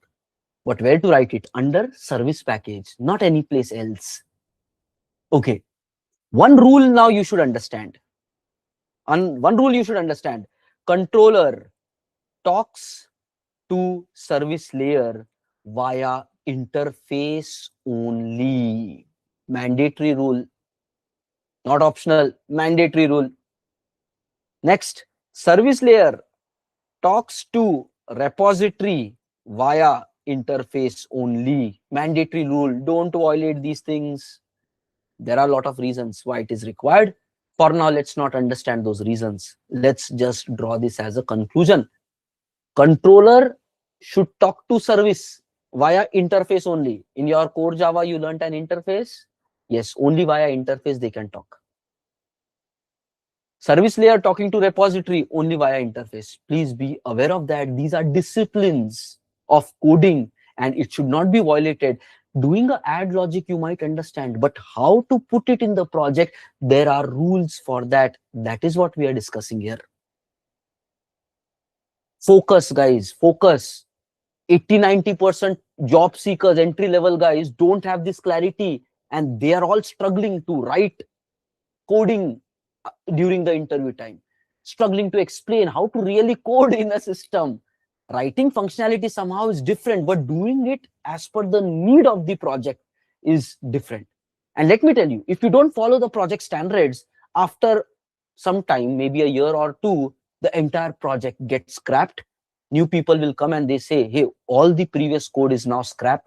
We are not able to find anything. Everything is scattered. We need disciplines. We need boundaries. And we might have to rebuild the application again. And that happens for many projects if designs are violated. This is a design discipline. Never violate it. So focus on that. It's not just about coding. It's about what is the right way of coding. That's where maturity comes. What is the right way of coding? Not just achieving the functionality, but right way of achieving functionality. Because without that, after 6 months, again, it is going to be deleted and rewritten when somebody more evolved person approaches the project. Right? So be careful, be careful. Let's continue coding our simple add requirement, but with discipline. Okay. So let's go forward. Let's go forward. Simple things, but very powerful. Differentiating factors basically between getting the job versus not getting job. When you think and speak in maturity, it reflects because 90% other people are not doing like that. Okay. So stick with these things. Whatever we discussed, these rules in the past 10 minutes, stick with that. Let's code further. Okay. So controller talks to service via interface. What does it mean? Service layer should have an interface. It should have an implementation class. And there you should write addition method. What does this mean technically? In service layer, you should have an interface with add method. There will be implementation class, right? IMPL implementation class in service, and controller should call this service business logic using an interface. What does that mean? One by one, let's code it. Everybody focus. Simple, and let's focus. Once you learn this today, forever follow this principle only. It might need some time, but be disciplined. Good coding will become a part of your day-to-day coding. And people will be impressed when they see that during the interview time. Okay, simple applications also, you're doing it as per discipline. People will be definitely impressed. Okay, how do you do that? Service. We want to write an interface, an IMPL. Multiple projects might follow different approaches. One approach could be under service, you can create one more, let's say, interface, but create a sub package here. Sometimes people create sub package .api because APIs are applicable like two parts of system to talk to each other. So controller talking to service, that's an API. So people might simply use the term API. It's not a web API, but it's an API. So sometimes people might use the term service.api. Under API, they will define their interfaces. Sometimes they might use the word interfaces, and under interfaces, they will define the interfaces. So different projects might follow a different convention. Let's use any one of the convention. Okay. So let's say interfaces, and we can say add service. Okay. So under this package, so that means one package can be now sub-packaged. How much you want to group, you can sub-package it accordingly. Okay. Now let's say we are creating an ad service. Now let's look here.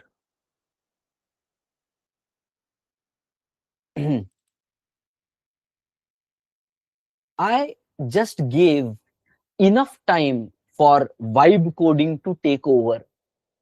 I did not even type anything, no comment. I just gave a few seconds for vibe coding to take over, and vibe coding understood, AI understood, oh, this service is ad service.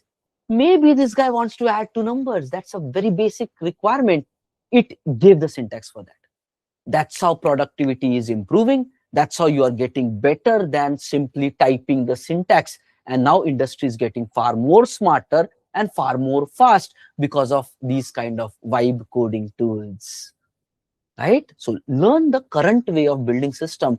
So we will understand today how to use this vibe coding setup in your IDE, but please be aware of that. So since it is there, I will just give a tab, and now my definition is done. I don't have to remember the syntax also. Now, again, we know that instead of using A's and B's, let's use the proper name. So val1 and val2. Okay. So this is how our interface is defined. Now we want to write a child class for this. So what do? You copy this, you go here inside service, and then where will you put it? You want to create a class, add service IMPL. You will be putting this under .impl package, means all implementation classes of the service layer will come into this .impl package, and it is going to implement add service interface, and then you go ahead with OK, and then you do a finish, and then just see you have that code here. Simple core Java, but with discipline. Now you should understand, oh, there is a rule. Controller can talk to service only via interface. So we have to write an interface. There is no exception. Then that it has to be written as an implementation. And then what packages to follow, everything is a must have. Violating this means lack of maturity. And you might not even know. That's what is the problem happening with people. They don't even know where they are going wrong. They are like, add bola, maine likh diya. I wrote it in controller. Arey, no. So many things you did wrong there by simply achieving add. And by end of the interview, your candidate is feeling, interview was good. Why I was not selected? You violated everything else of how the project is supposed to be built. And then that is what? Some direction required, some mentoring required. Okay. Chalo, let's go further. So we add something. Okay, it is coded. Now, business logic is simple, right? We can simply say int result equal to sum1 plus sum2, and then we will be returning the result. Okay. So this is how we have the result. Save it. We have written this. Step number 2 completed. In service layer, you should have an interface and write an implementation. Perfect. Next, controller should call this service via interface. What does this mean? It simply means that in the controller, let's say we have not written the controller yet. So let's write a controller. We will create again Java class first. So we will create a new Java class. Let's call it as add controller. How to make the controller expose our API? Different, but at least basic can we do? Okay, add controller, and then we will say public int add like this, val1, val2, and this. But this business logic should not come here. The business logic is already in the service layer. So how do you do simple core Java programming? I'm not getting you into Spring related world. We are doing simple core Java programming, add to number, but with discipline. So how do you add it? How do you create an object of this IMPL? New keyword is there. But we want to do it via interface because that's a rule. Controller should call it via interface. So what do? You go to the interface, add service, and then you write something like this. Add service equal to like this. Whatever IDE shortcuts are there, I will tell you later. How did I import it just like that? There are all shortcuts available. So you will write something like this. Creating an object of child class and assigning it to the reference of this one. And after that, you simply calling add service dot add method and simply passing val1, val2 there. Okay, you get it. And let's say int result equal to like this, and then you return the result. This means controller should talk to the service based upon interface. Means you use the interface reference and then call the method. Don't create an object of the child class here and call the method. No, that is a wrong practice. The again rule goes, controller should talk to service based upon the interface reference, not as a child reference. There are a lot of design violations which will happen if you create a child object. Technically works, core Java works, but design fails there. There are reasons for that. There are reasons for that. It's too early to discuss those reasons, so let's ignore it. But stick with the thumb rule. Okay, guys, simple add method, but this is how we do it. Guys, can you please share your current understanding score, and then we will move forward. Watch today's session again very deeply, everything step by step. Generally, this is what happens. People learn wrong things as a junior, and then they say, I know all these things. No, simple statements. If you have not practiced this for the past 3 months, let's say you know it, but you're not doing it, means you basically don't have the maturity to understand the value of these statements, because you're not practically doing it. If every application you build, you do it in this manner itself, means your maturity have grown. So please don't just say, okay, I know all this. No, are you practicing it? Is it in your day-to-day actions? And in interview also, do you always do it like this? That is what will be like, yes, I know. Otherwise, you have something to work upon. Okay, so guys, what is your current understanding score? Chalo guys, everybody, 5, 4, 3, 2, go.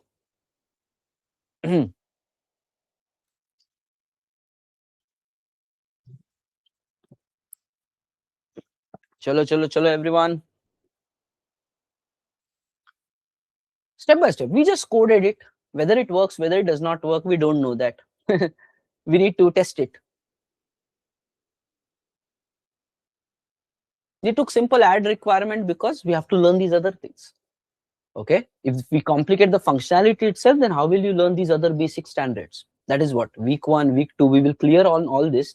Then we will build functionality using these disciplines. Then the focus will move completely towards functionality building, the business logic building. Okay, very good. Almost everybody who voted is having like 96% people says we are good with this. That's awesome. Step by step today build this. Now let's continue further. Okay guys, everybody please focus and then practically implement. Today in the beginning of session we said steps to learn something, right? Master something. Follow that. Focus is the step 1. Understanding, thinking, and getting full 100% clarity, then practicals, and then solving the problems, and then keep on interview ready, and then presenting it. Okay, super. So controller is written. Now, yesterday itself we discussed, by default, this controller method will be called by merchant, but it has to be somehow exposed as an API. So currently we have done this one thing. We have created functionality. Okay, we wrote functionality, but we need to expose it as an API to invoker to call. Our invoker could be, let's say, anything, browser. And later we will do something with even Postman also. Okay.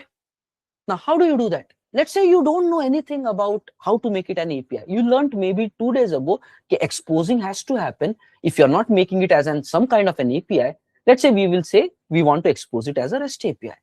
So if you're not exposing it as a REST API, automatically this method cannot be called.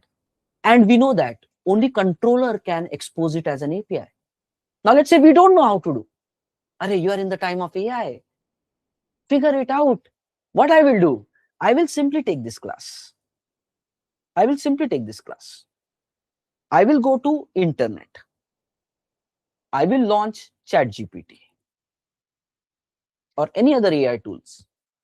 You can do this using GitHub Copilot also, but again, it slows down and other things are there. They might even charge you for something for that. They put a limit on how much of auto code generation they can do. Anyways, you go here and you say, convert below controller as REST API so I can call from browser. Now, this is common sense. Does it need any technical knowledge? Does it need to know how to do it and all? No, this is our requirement. Convert the below controller as a REST API so I can call from browser. That's it. Anybody who can be clear on the requirement, they can type it. A schoolboy can type it, guys. Where is the logic required here? No. And then you just give it. And then AI is going to give you a customized solution. AI gives you a customized solution. It explains you what to write, how to write, everything. That's it. Now, even if you are new, you don't know any of these things, read about it. Read about it. How exactly to do that? Read about it. It is guiding you. Some Spring related concepts it is guiding you. Okay, how about you use an auto wired? Fine, right now we don't want to get into the Spring related concepts of beans and auto wiring. We want to keep it simple. So now we will customize this as per our requirement. So it says why auto wiring is required and all those things also. Instead of new, use this. Fine, in a Spring based environment, we need to do that only. But now we don't want to learn that. Now we want to learn the step number 1 of just executing this functionality. Next week, when we are learning more on Spring, we will understand all these auto wiring, bean creations, how the Spring actually technically works, and a lot of other annotations are there. Step by step karte, so that understanding is good. So, but this guy gave us the answer. You don't know, but you have a sense of observations, right? Okay, on add controller, this guy has added this. Now you're making active decision. Fine, this is for Spring, but I don't want to use that. I will continue with my business logic, nothing but simply creating a new object. Let it be like that. Next thing is we are calling the method that is fine, which is here. So what are we supposed to do? First, on the controller, we need to use REST controller. No need to understand what is a REST controller. AI gave you. If you want to understand, just read this one line. Converts it into a REST controller, maybe for REST API entry level. You want to know more, ask AI again. Okay, tell me some 10 lines. What exactly it means converting to REST controller and how do I explain it during interview? Guys, if you can work hard and if you can think, you have all the answers. You need to figure it out. Prepare. Continue further. So we simply make it a REST controller. Next, it is saying above your method, you need to do something like this. Okay, let me add this also. I'm doing some importing, auto import, Control Shift O. Later on, I will give you all the shortcuts as we are doing it. But right now, we are just importing these kind of annotations. What next we are seeing? In this add, this guy has written some more annotations, not plain values, but it has written these two. So I will copy this as it is. And then here I will replace it also. And then do Control Shift O. These things are also imported. Once these two things are done, we are creating the object, we are calling the method. That's it.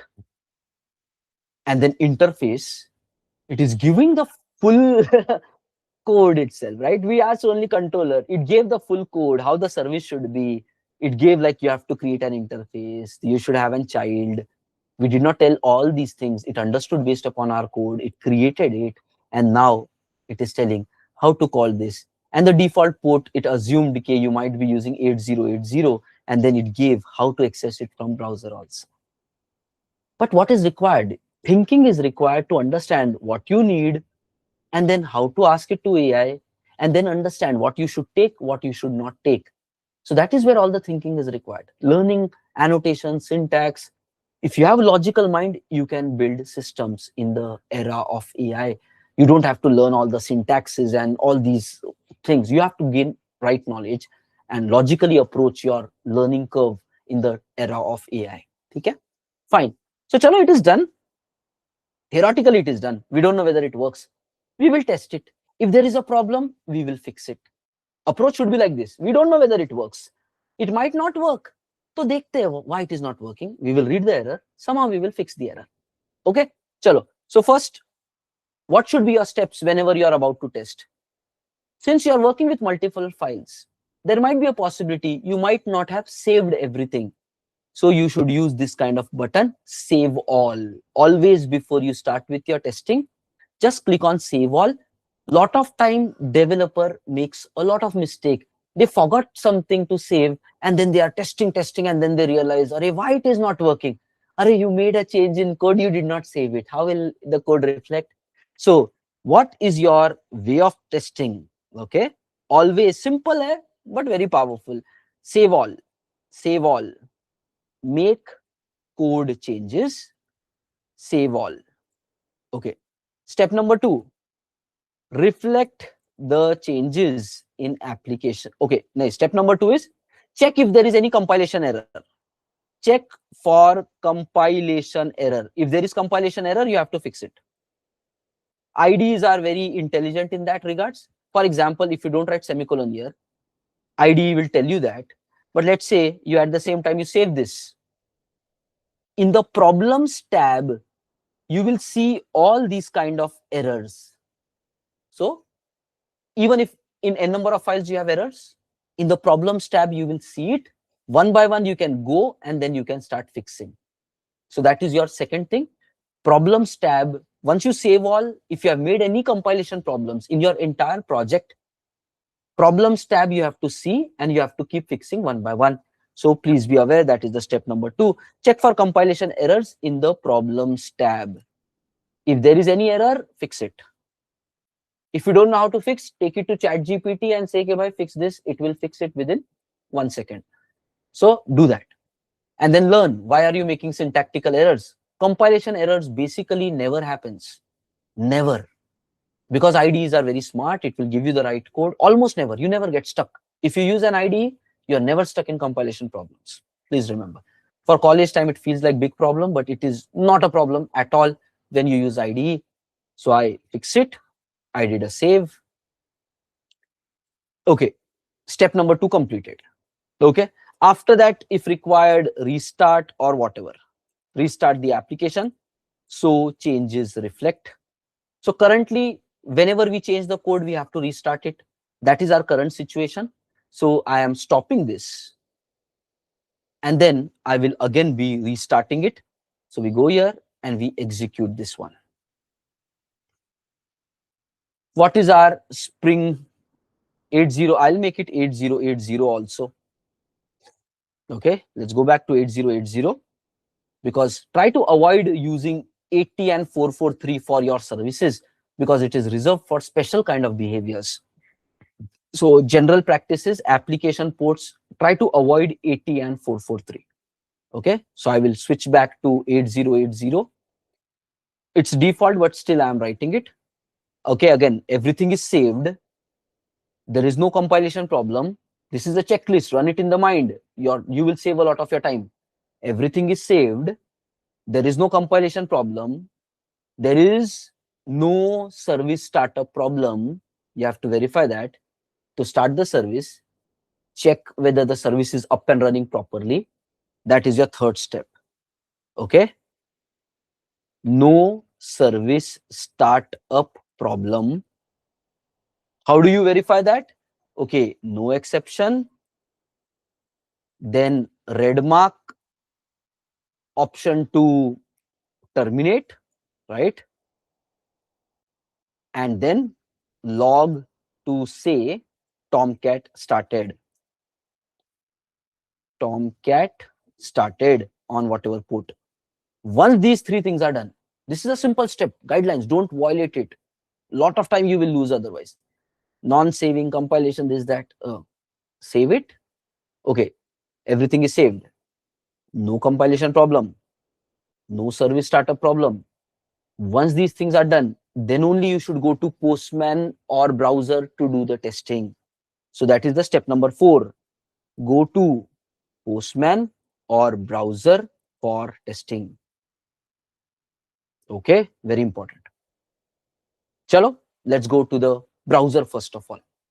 ChatGPT has already given how to test it in browser. Let's say you don't know the syntax. What is all this? You are seeing for the first time. Does not matter.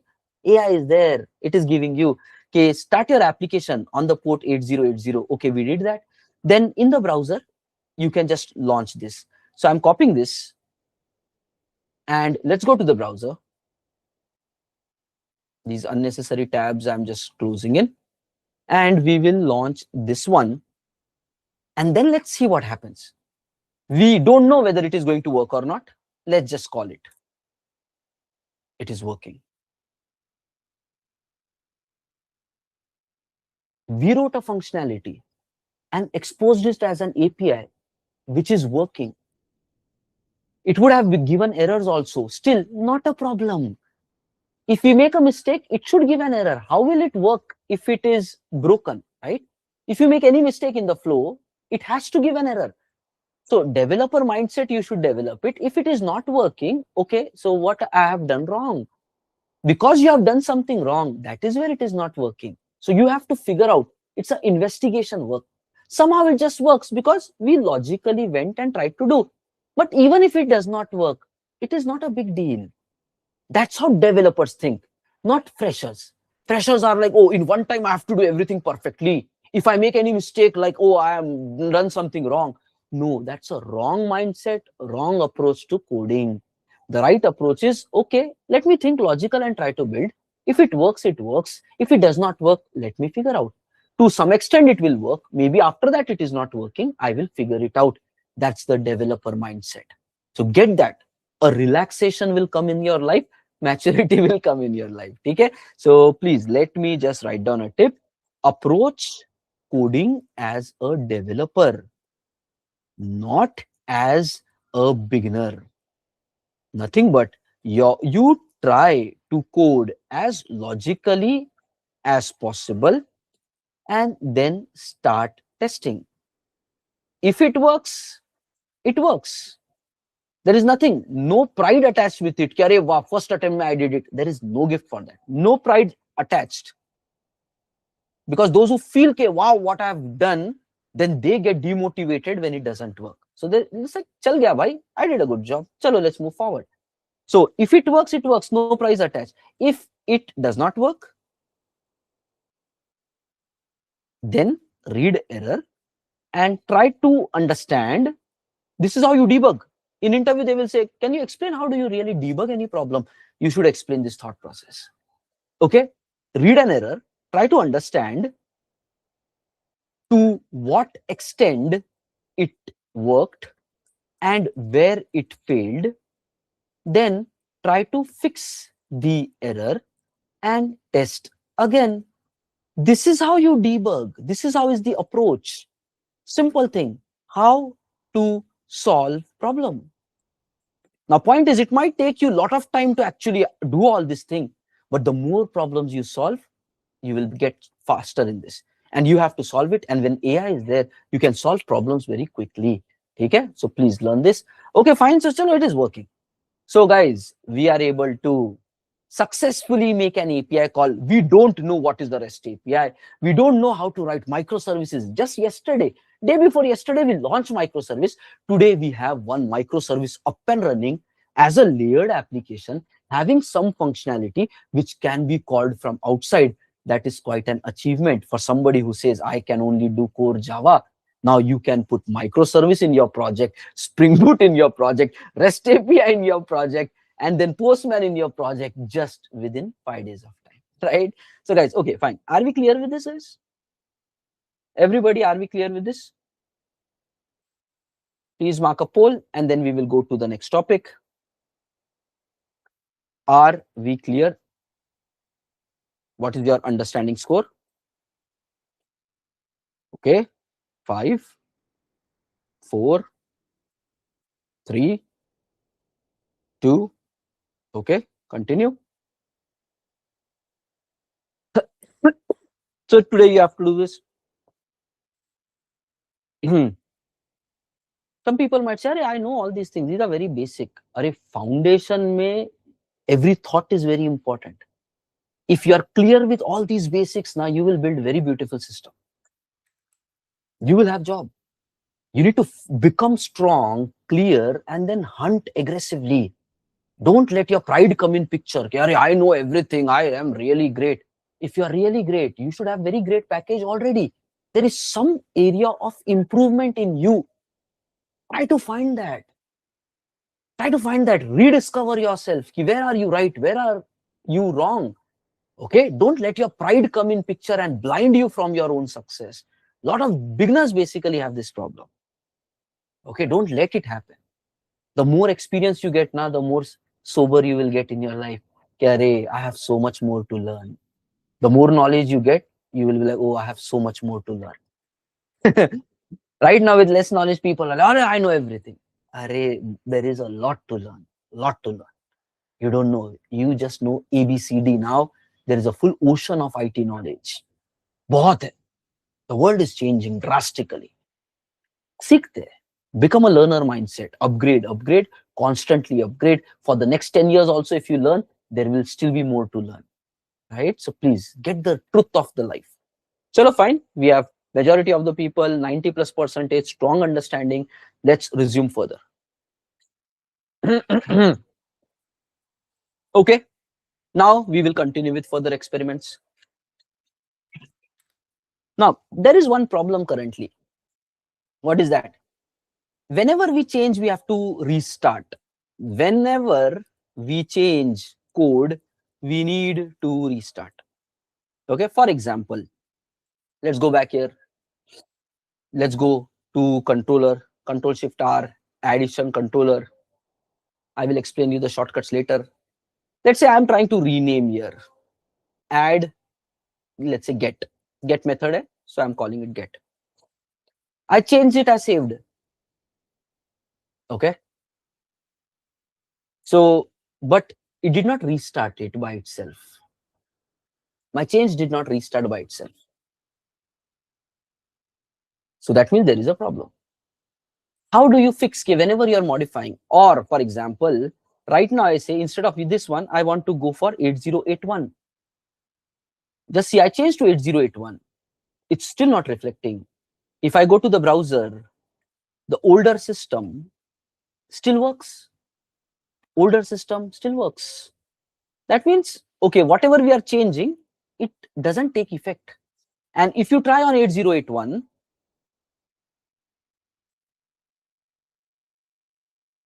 nothing is working. So we know there is nothing running on 8081. Means every time we make a change, we need to restart the server. That is our current situation. Okay, we want to solve it. We want that every time we save, changes should reflect automatically. That will save so much developer time, right? So our requirement, what is our next requirement? Okay, whenever we change the code, okay, our next requirement is when you modify and save code, the Spring Boot application should start by itself. It saves a lot of your time. Solution for that is DevTools. This is a Spring Boot feature. Spring Boot is for faster application development. They have provided DevTools. If you add DevTools dependency in your pom.xml, then when you save, then Spring Boot will automatically start. So guys, this is the first requirement where we need to add other dependencies to our project. So guys, please put entire attention. If you have not done this before, please put your entire attention. Okay, so DevTool dependency we need to add in our project. And we are working with Maven. So what are we going to do? Observe here, we will go to internet and we will say DevTool Maven dependency. So yesterday we said Maven related code will libraries will be can be taken from MVN repository. How exactly you do that? You click on this. We are using some 4.0.2 version. So copy the latest stable version. You copy this code pom.xml. You close this Maven repository. I'm putting it here so that you can have it in notes for you. But observe how did I get it, and you have to use the internet to get it. So you don't have to remember all this, what to do, what not to do, right? Internet has it, get it from there. Okay. First, learn how to code in project, how to work in project. Later, think about how can you remember all these things for interview. That is second question. First, at least learn how to code using internet, not mugging up or referring to your notes. That is a student mentality. Every time you are stuck, you're listening back to notes. No. Working professional mentality is, let me get it from internet. AI is there, Google is there, blogs are there. Okay, I will find it, apply it, make the code work. First, learn that part. If you can start building code, solving the problem, later comes, how do I really explain all these things? Do I need to remember all these things? No. First, you start coding at least. Okay, so we have taken this code. Now, what I'm doing, we know that these kind of tags are in Maven, pom.xml, dependencies are managed. This is external code. Somebody has written it. It's a framework code, Spring Boot dev tool, framework code. We just want that with us.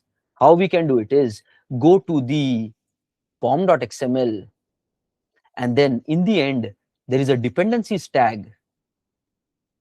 This was automatically generated when we created the project yesterday. Under the same dependency tag, now we want to put this dependency. What is few learning here? External dependency needs to be added in pom.xml. Learning number 2, how do you manage dependencies? First, search for the right dependencies, what you need. Point number 2, if you are having a version and IDE is suggesting, okay, here remove version declaration, nothing but if you can remove the versioning, remove versioning, because whichever version is compatible with your Spring Boot, automatically that is going to happen. So this is important. This is what my manager told me during the beginning of my career. So versioning, if possible, avoid it. So automatic compatibility will happen. So the right version will come through. If it is not able to find, then you need to find the right version and then use it here. Because every of this code will have many versions. Whichever is compatible to your project, you will have to take it. So guys, what are the steps? What are the steps? Step number 1, find the dependency from internet. Next, add to pom.xml as dependency. Step number 3, if possible, remove the version. Let Spring Boot version manage it. Okay, fine. Step number 4, what is this? How to add dependencies into our project. We are discussing a new topic. Step number 4, once you have added this, yes, make sure everything is saved. Okay, save all changes, save. Step number 5, this is important. Any changes, because there are many ways of working. I'm giving you one simple, straight way. You follow that. There are n number of things of how we can now even update this, that. I'm telling you one simple way which guaranteed works. Try to habituate to this beginning, then you can go to whichever other ways. Okay, any changes you make to pom.xml, okay, do clean package. Habituate to this. Okay, so any changes you do to this, stop existing service and do clean package and then start again. Maintain this discipline. Any changes you do to pom.xml, stop existing service, then do clean package and then start again. Always make sure this you're doing, so your changes will properly be handled. So what I am going to do, just following the basic discipline. So we made this change here, we saved it. After saving, you go to the problems related tab. Sometimes this is a different view where you can check other details also. You need to click pom.xml to get the XML view. So please note, this pom.xml file has different views. Overview is there, dependency is there. We don't want all that. We will straight away go to pom.xml. This is the XML structure. So by mistake, if you click here and there, you will be like, kahan gaya? Where is my XML? It's here. Okay. Anyways, what is our way to test? Save everything. Look if there is a compilation problem. No. Now I want to restart, but we made changes to XML. So the process guides us. We need to first do a clean package. So first clean package. Always do it with clean. So previous code will be deleted. and you will know that is your change working properly. So build is successful. Very good. Once the build is successful, we will be starting this system. So this, and then you start your system.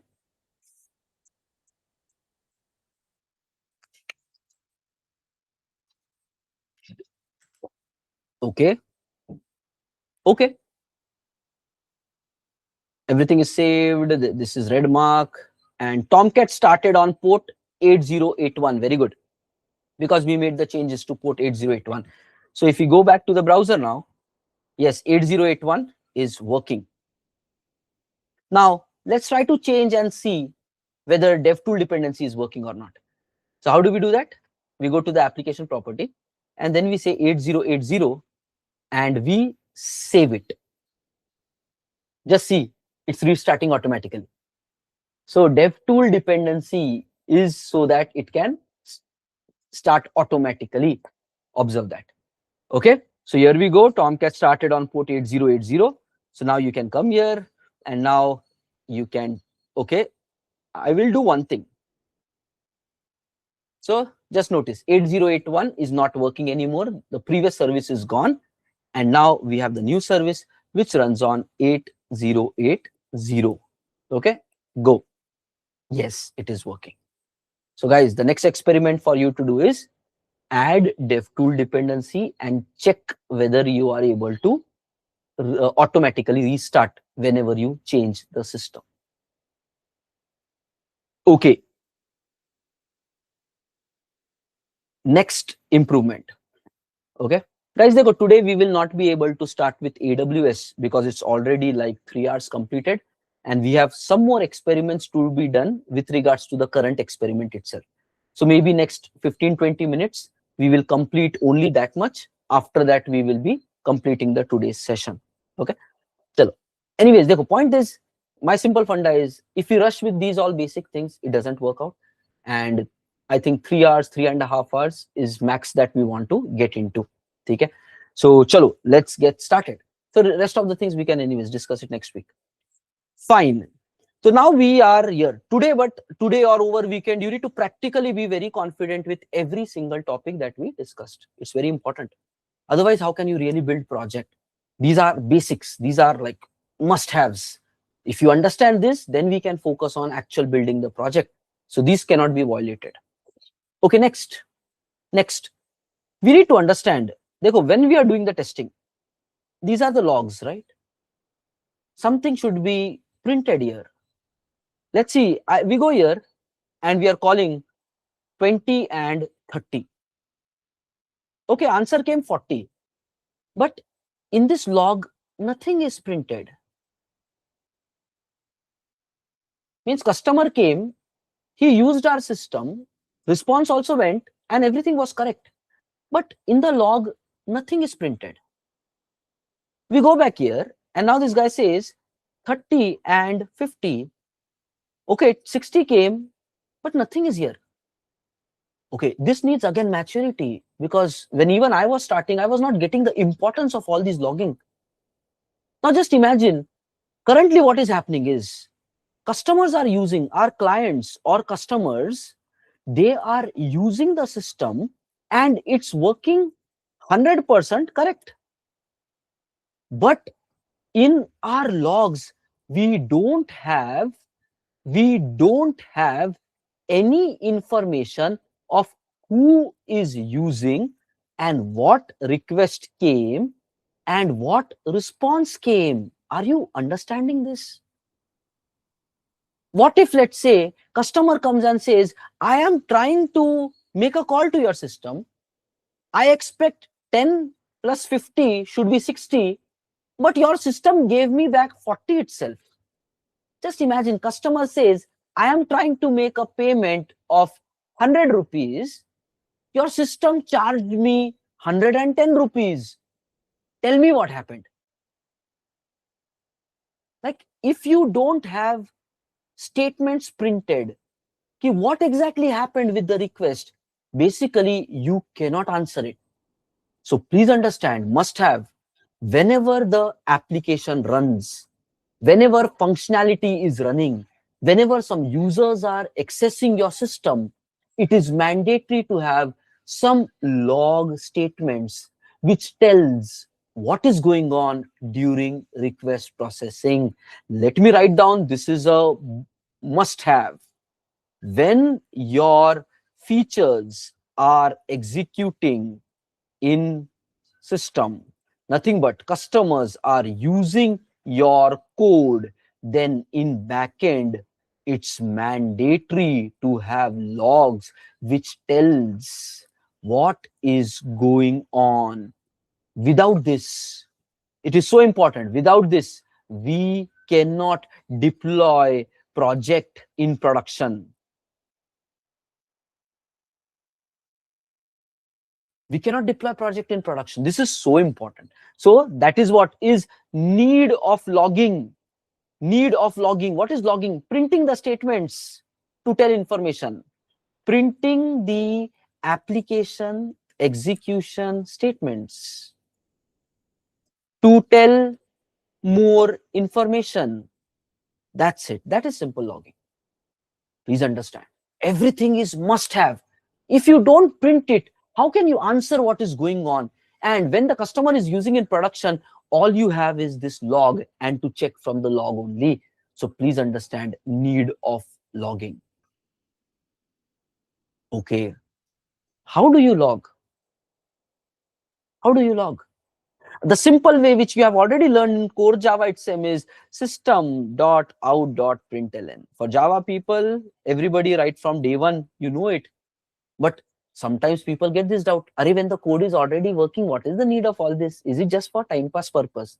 No. This statement should clarify. It's serious matter. If it is not there, we cannot run your project in production also. So logging is mandatory. There is now further concept, what to log, what not to log. That's later story. But logging is mandatory.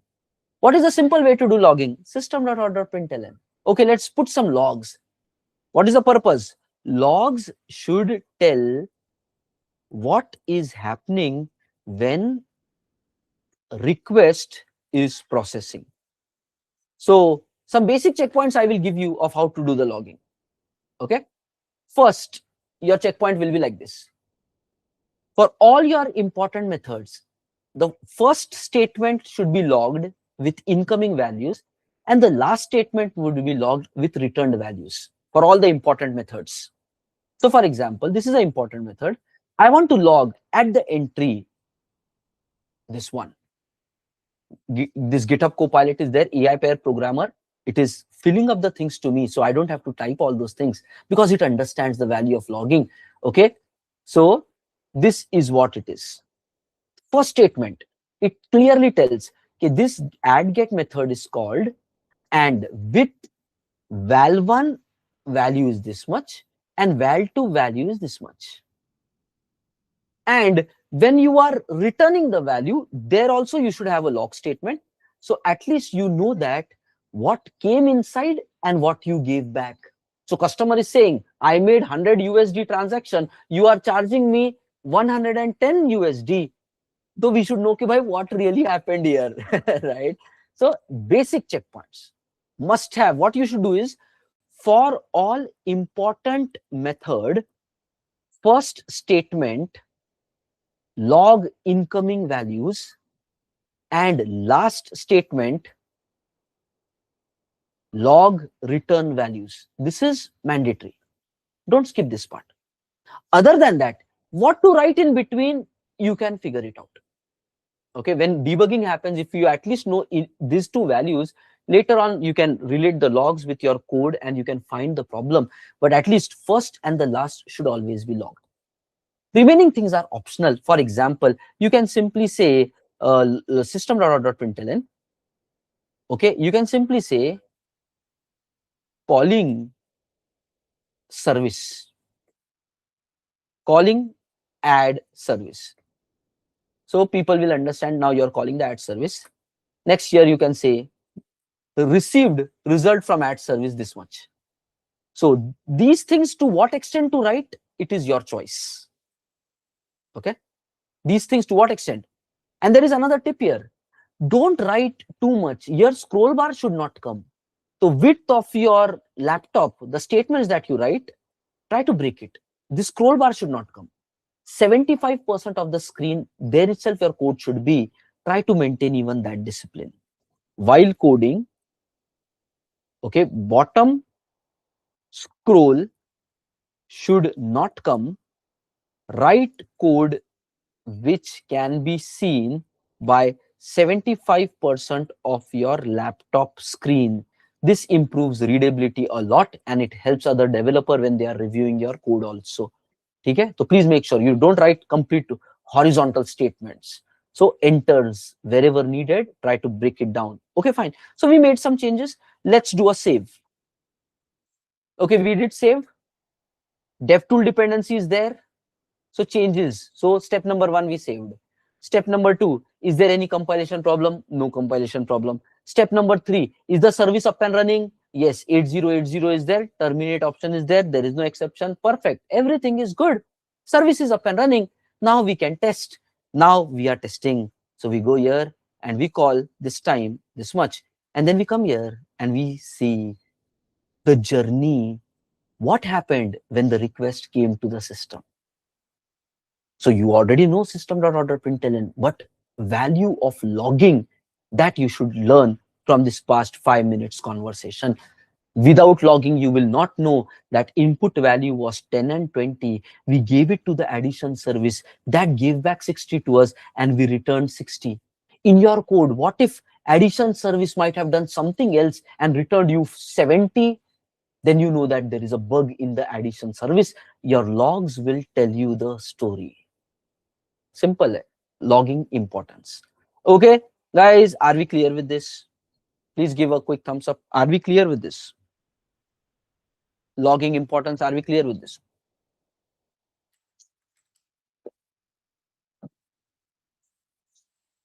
Chalo.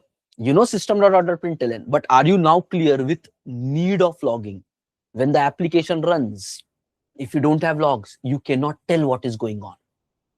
So need of logging should be clear. And then, yes, what to log, important things, flow of the application, value of the parameters, right? What variables are taking, it helps you to debug. Okay. Very good. Very good. Next, there are a few more topics to discuss. Please stay focused. You have weekend coming, so practice all of these topics. In interview, they might just ask you one-liner questions about all these. Tell me about logging. How do you do logging? Why it is really required? Why? What are you using? System.out.println. Why are you using that? Are there any other options? If you want to restart application, how do you develop it? Can it automatically happen? Right? So many questions will come during interview. Because it's his day-to-day working. Generally, first basics will be checked. Okay, can this guy do the job? Later, they will go to the other areas. So now let's discuss the next topic. Logging is applied. Now comes the next topic, guys. Notice here, when we are doing the coding, we wrote system.out.println. Okay. And what exactly is happening? There is some kind of blue color line here. If you see on every system.out.println, system.out, there is a blue color line. What exactly is that? So if I do a mouse over on that, there is a guidance coming to us in the IDE. Replace this system.out by a logger. So this is the next learning. In your projects, you should never use system.out.println. Rather, you are supposed to use something called as loggers.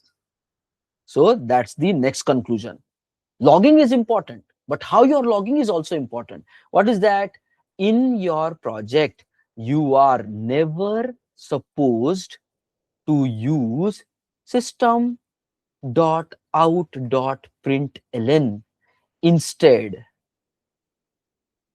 you are required, it's mandatory to use some logger. The IDE gave us that suggestion, and yes, that's the correct suggestion. Every project we follow this discipline. But how did IDE give us suggestion? Okay, Now you have to understand one more concept here. In my IDE, I have done some additional setup called as static code analyzer, which is nothing but Sonar Cube. Every developer is supposed to set up this kind of tool. What it basically does, whenever you are doing any coding, this kind of a tool, Sonar Cube, is going to continuously check your code and see for the best practices of coding. What happens in the industry, right? Freshers came, they are not aware of any best practices. They just know college level stuff. And when they are in project, and if they do all nonsense and not really follow the best practices of coding, the entire project is going to collapse over a period of time, because shabby coding will happen, everything will be violated. Sometimes security breaches might happen when you do the coding, and you might not even know. So point is, we cannot blame the freshers for that, because they are new, they are learning, and they are trying to do their best. So industry realized this problem. How do you really make sure fresher follows a particular standard and best practices of coding? Because mentors will be there, tech leads will be there, code review will be there. But every year, new and new pass outs are coming. They are all new. They have to be trained. Industry said, we need some smarter way for that. Let's build a tool. So industry created a tool called as Sonar Cube with best practices of coding. When you are day-to-day coding here, the Sonar Cube is running behind the screen and it checks your entire project, and wherever it finds some problem, it is going to tell you the problem. Where is that problem list? It is available here. See, Sonar Cube on the fly. It is telling right now, it identified at 4 places in the system, we have used a system.out.println, and that's not the right way to do. So Sonar Cube on the fly, in that it is recommending us. Now comes the question, how did we get this Sonar Cube? From where did we get it? So guys, for different IDs, there will be different ways. For Windows, this is how you do it. Okay. Go to Help, Eclipse Marketplace. Okay. For Eclipse IDE, this is how you do it. Help, Eclipse Marketplace. Give it some time to load, because it connects to the Eclipse internal marketplace system, and a lot of plugins, softwares are available, which will add capability of your IDE. Okay, it came here. And now you can simply type Sonar Cube, give an enter, and just see, it will be available, Sonar Cube for IDE. If it is not installed on your machine, you will get this option to install it, and click on that, you will be getting the software. Currently, it's already installed in my machine. Okay. Sonar Cube, if you see here, it's already installed in my machine. And they keep launching latest patches also, improvements, more best practices and security, this, that, reflection. So they keep enhancing it. So currently I have not updated, but you go ahead with updating it, and like firstly install it and then maintain it as well.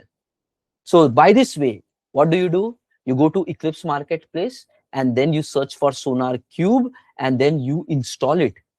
As soon as you install, it will ask maybe for you to, let me take a screenshot. It will ask you for restarting the IDE sometimes. So please go ahead, do whatever process comes up. Okay.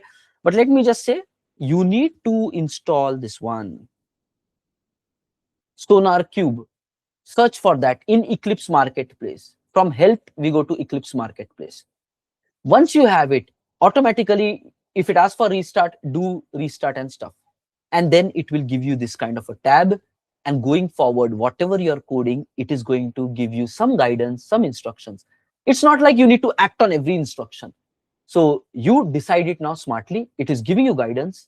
Whichever is must have, you should do it. Whichever you feel, no, this is just like that, you ignore it. But yeah, this is possible. In case you by mistake close this or you don't get it, then how exactly you can get it back again? So you can just click on this Windows perspective. No, not perspective. Show view. Okay, Windows show view. Here you can see this problem tab is there if you close it by mistake. Sonar cube on the fly is also there. So show view is going to give you that view. Just click on that. It basically comes here. And then now it is scanning, it checked our class, and now it is recommending these are the problems. So what is the next thing that you should do today is set up static code analyzer Sonar Cube in your machine. Okay, so Eclipse Marketplace.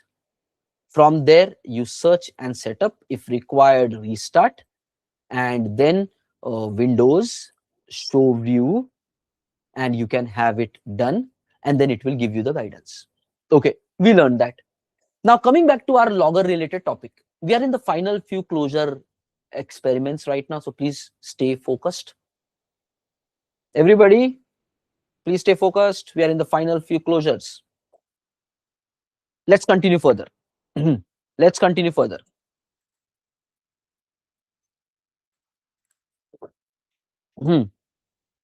Now, as part of this, coming back to our problem, we should not use system.out.println. Sonar told us that, but yeah, that's a good practice. But now we want to use a logger. How to use the logger? Which logger to use? Okay, there is some guidance for that also. First of all, by default, along with Spring Boot, we are getting, okay, default logging support of SLF4J with logback. You should just know the names right now. We will take a complete 2 hours, 3 hours of topic about logging in the future sessions. Right now, right from day one, we want to start using these softwares because in the project, we need all of that. So please note, by default, what does it mean? By default means you don't have to add any additional dependency. In your Spring Boot application, by default, some logger software is available, which is nothing but SLF4J with logback. What is SLF4J? What is logback? We will discuss it later. But SLF4J with logback is already there in our project. We can use that as a replacement of system.out.println. Okay, so use SLF4J with logback. It's a software which is already there as a replacement of system.out.println. How do you do that? Okay, simple. Just note that. What is system.out.println? What is system.out.println? Basically, system is some class. In that class, out is one object and println is a method. So one class having out as the object and then println is some method. So basically, what exactly this is? You need an object and then you call method to print. This is what it is. System.out.println is what? It's one object and you call a method on that. As simple as that. If you want to replace it, so you need another object and you want to call some method of that. Simple. What is system.out.println? Some object and you call a println method. If you want to replace it with something, what? You need another object and then you call some other method. That another object in SLF4J with logback is logger object. You need a logger object and there are many methods of logging. We will just try one of the method today, info method today. That's it. So instead of println, use info method to log, and we will use logger object and not out object, right? Not println. Guys, if you simplify things now, it starts making logical sense. What is system.out.println? Some object, some method. You want to replace it, means give me another object, give me another method, I will replace it. Now, which is the object? Logger is the object. Which is the method? Info is the method. Okay, how do you do that? How do you create a logger object? Okay, ChatGPT will tell you that, internet will tell you that. Just specify, I want to create a logger object for SLF4J with logback and call the info method. Give me some example and AI will give that to you. So if you understand the concept, internet AI gives you solution. But you need to understand what you are doing. Why are you doing that?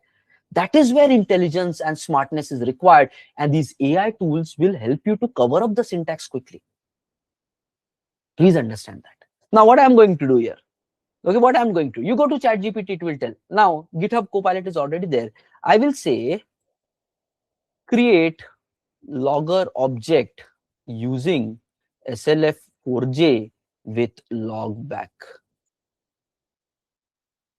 Let's see what it gives. Suggest. Perfect. It is giving us something. Awesome. So, do I need to remember which packages? No. I just told, it just created. Now, do we need to write the code like this? No, imports will always go on the top. So let me just remove this. But SLF4J, we have to import. This is what it is saying.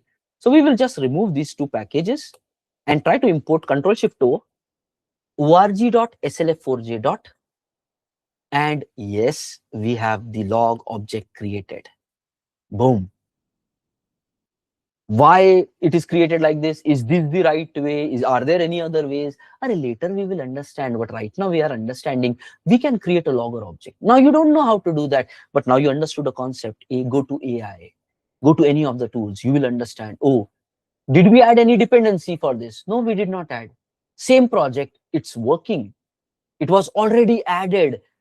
If I do F3 on this logger, let's see. If I do F3 on this logger, notice in the Maven dependency, this logger is an interface as part of slf4j-api.jar. Where did this jar come? slf4j-api. Where did this jar come? You are curious to know. Okay, go to the pom.xml. Go to the pom.xml and then you go to the dependency here or dependency hierarchy and then try to see slf4j-api. And it is saying it came from multiple places to you. It is coming from this journey. In your pom.xml, you have this dependency added, WebMVC. Because of that dependency, you got Spring Boot Starter. Because of that, you got Spring Boot Starter logging. Because of that, you got Logback Classic. Because of that, you got SLF4J. The dependency is so much complex, and behind the screen, this pom.xml and Spring Boot is taking care of all of that for us. We added this statement. How do we know we added this? Spring Boot Starter WebMVC. If you go here, you will see, yes, we added this Spring Boot Starter Web. All of a sudden, Maven and Spring Boot started working together and checking what all jars I should get. And then it ended up into this kind of a journey. Because this was there, then they went and added this also. Then they went this, finally this jar. And that is how this jar is part of our Maven dependency. So we don't have to additionally get it, but it is rather coming to us directly org.slf4j. This is what it means. It is default provided by Spring Boot, means no need to add it additionally. Take a minute to understand all this.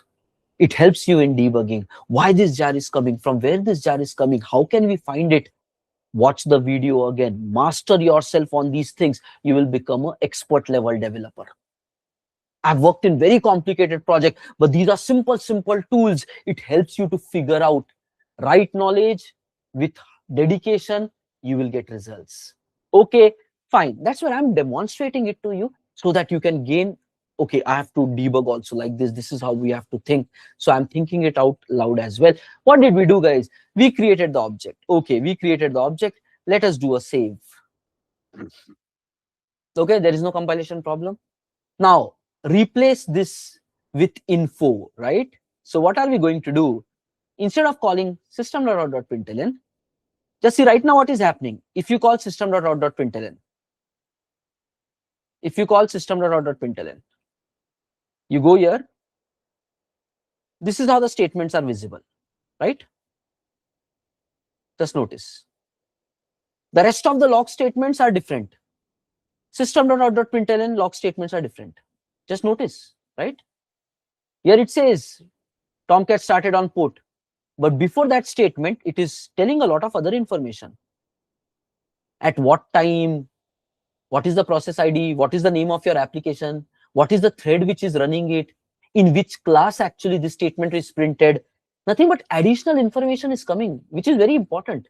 System.out.println is plain values. Whatever we wrote, it just printed that. So please be aware, there is a difference. This is the first obvious difference. Okay? With SOP, with system.out.println, we are simply getting like this. Now, replace with logger. Replace with logger. How do you do that? Replace with logger. Okay, we already have the logger object. Now you will simply call.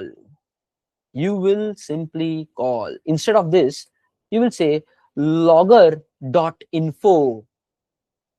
GitHub Copilot is simplifying our typing like anything here. It knows what we want. We will simply be deleting this. Boom. Next, we need to do this also, logger.info. Okay, done. We need to delete this. All these shortcuts, I will tell you, okay, how we are using it in an effective way. I will tell you.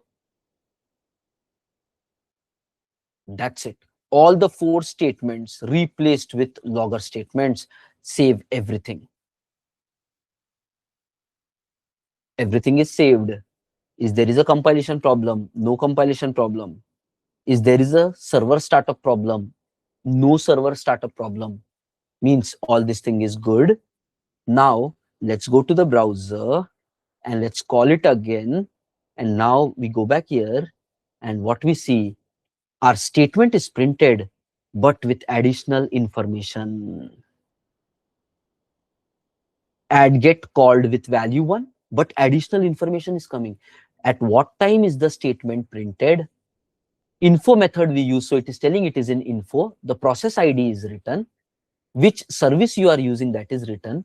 Which thread, we know that Java application behind the screen runs based upon threads. Thread execute our code. So which thread is executing your code, that is written. In which class have you actually printed this statement? Using which logger did you print it?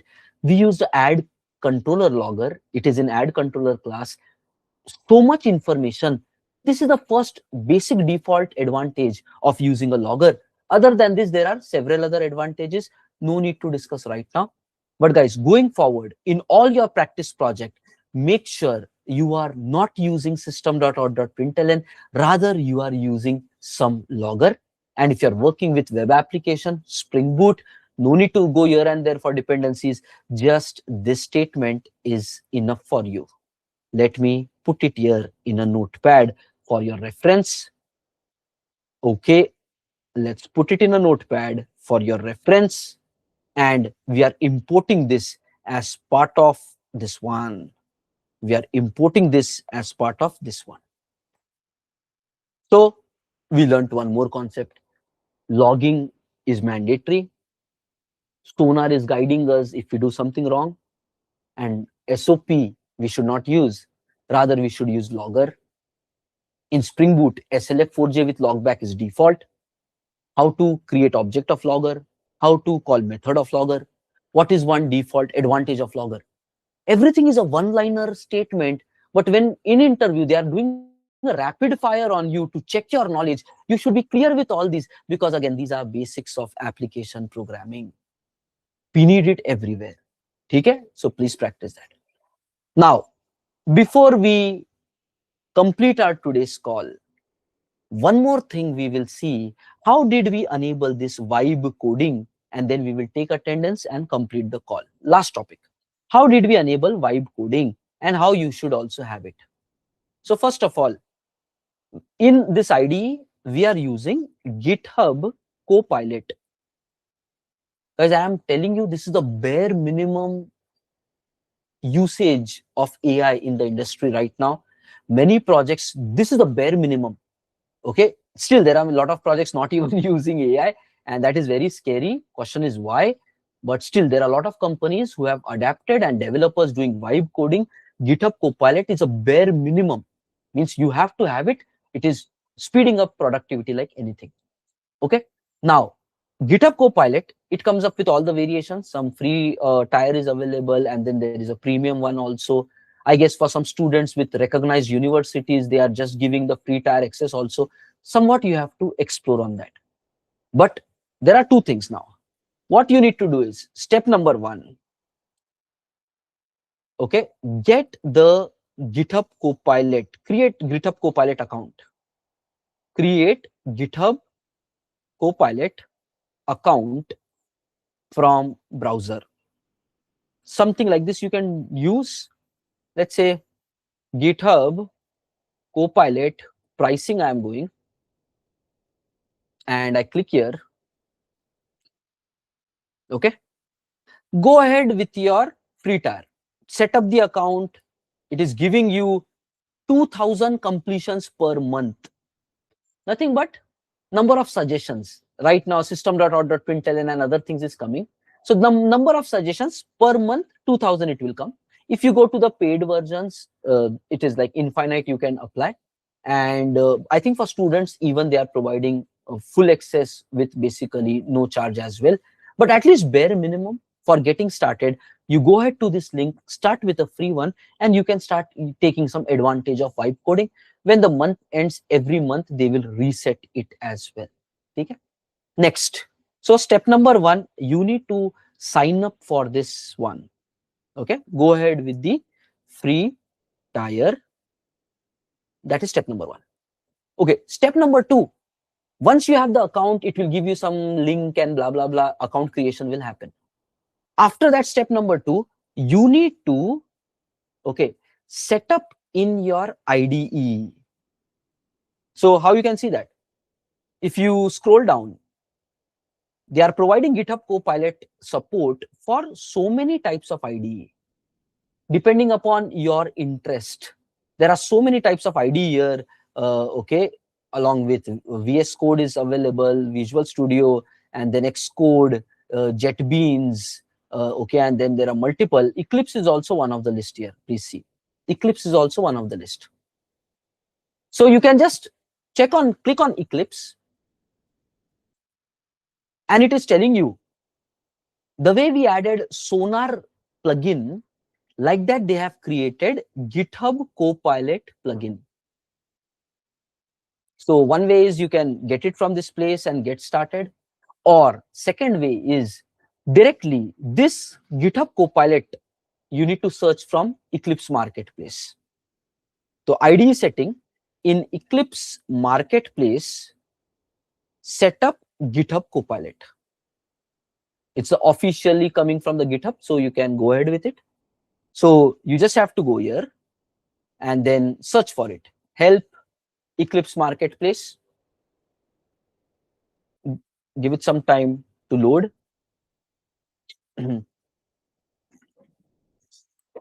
Till this weekend itself, complete all of this activity. Don't join for the week number 2 without having this setup ready. First application should be there. You should be able to run it. Please complete those things. It's very important. Otherwise, what can you code? The system should be there, which then we can build the application on top of that. All these are basics. That is where we are discussing it as part of this week itself. Next, if you just see this, GitHub Copilot. Okay, GitHub Copilot for Eclipse is an official plugin from GitHub, and you will be getting coding assistance. We are already seeing, right? It is suggesting us so many things, speeding up our stuff, blah blah blah. It's already installed in my machine. So once you installed, just continue with the installations, blah, everything. Once the work is completed, maybe restart ID, whatever it suggests, you will realize in the right hand side, this kind of option will come. So when you're doing it for the first time, just see, I'm already logged in into my GitHub Copilot account. So it recognizes me. But when you do the setup, maybe for the first time, it might not be already logged in. So there will be some option, maybe sign in on GitHub. So just click that activity and it will take you to the browser, and then you have to do some, just follow the flow, approval, this, that. So when you do the sign in on GitHub, it will first take you to the browser where you have already purchased or taken the account of GitHub. Then they will be like, okay, link up and something. It will just log in and tie with your GitHub account. So you have already created that account, signed up happened. So when you do a sign in from ID, it does the work. So basically your steps should be in Eclipse Marketplace, this one, and then you have to do sign in IDE via GitHub Copilot. It will redirect to browser and you have to do approval. Once it is done, automatically it will be effective on your account and you can then get started as well. Okay, okay, fine. So this is how you will be doing, and we already know the advantages with this. Do you want to see some final more advantages? Okay, do you want to see some final glimpse here? Lot of things can be done. I will just show one thing. Add method is there, right? Now I will say add, okay, also code a subtract method that takes 2 parameters and give the results. I gave the context. It started suggesting me, okay, you want like this. And then it suggested the entire code. Notice. Did we write anything? No. We just even comment this guy was suggesting. So, but we need to be clear. Oh, this guy added the business logic here itself. Here we should guide it. Okay. Use maybe subtract service and call sub method for this purpose. And let's see. Currently in the project, we have not created any subtract service, but it is assuming. It is assuming that the way add service is there, maybe this guy will create like this itself. And then sub service dot maybe sub is there. It's just doing based upon assumption. Because it studied how add happened, so maybe this will also happen like that. And then we will be having int result equal to like this. So what are you realizing? Just by commenting and smartly moving, this is ready. Now we can simply say add multiply method. And then it is giving multiply. Okay, done. So coding is becoming easy. With AI pair programming, you are like not required to think about syntaxes. And this AI pair programming GitHub is very basic. Now you go to cursor and all, you don't even have to come to this chat window. Even with GitHub Copilot, that kind of option is available, but it is limited to some extent. Let's say I click on this chat option. This GitHub Copilot gives a chat mode as well. Okay. And here I can say, create sub service and sub service IMPL, add sub method which takes to int and returns the difference val1 minus val2. Okay, that's it. Give it. It started doing it. This is what chat-based communication is happening. You don't even have to now spend time writing stuff. All of a sudden, this guy understood. Just see, this guy is so much busy. GitHub Copilot, it started building system based upon chat conversation. So are you realizing what did it do? Just see, so many things it has done. It is showing you the code review also. Okay, in this add controller, now it has added these two things, and now here subtract get method, what kind of code is coming here? This green thing, if you see, it is giving you a code comparison. What is auto generated here, which was not there earlier? Add get is there, now this is auto generated. It is suggesting you the differences and other things also, right? Plus, if you see, it added all of these things, add service, then it added add service IMPL, and then in addition controller, it modified the code also. In addition controller, it modified the code also. What is all this thing? We are way ahead. By typing, it is giving this. Now let's say you don't want all of this. Let's say I saved it. Saved, there is no compilation problem. It's coming here.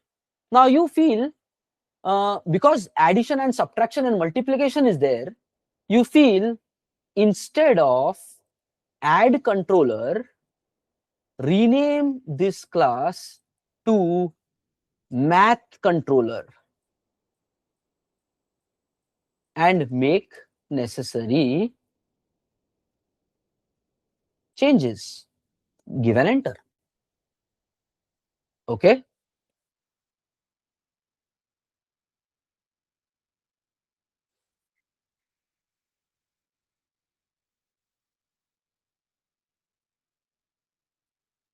Okay. Now it will take some time. It will go through the flow and just see add controller. Okay, instead of renaming it, it added another controller. So instead of renaming, it added another controller. It is showing the difference. There was some exception if you see earlier, but now it fixed it as well, and then it restarted also. So a lot of things are happening.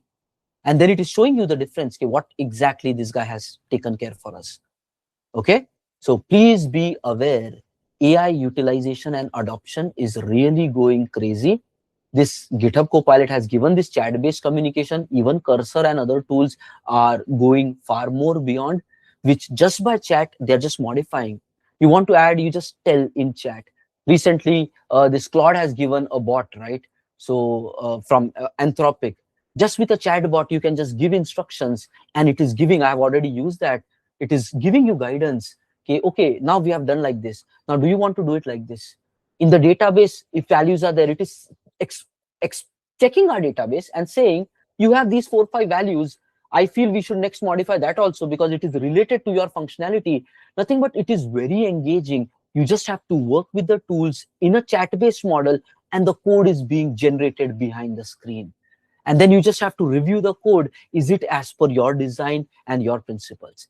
Just see, it added interface, IMPL in the right packages. Guys, AI is simplifying software development like anything, but right knowledge is required so you can effectively use these tools to speed up the productivity. Okay, that's it for today. Let's take the attendance and practice. This demonstration I did only for one purpose, so that you can understand how currently the industry is already working. Still, there is a lot of journey to go because many people are not using it, because company has to take paid licenses for all the employees. Some companies are allowing it, some are not allowing, but point is, it will come.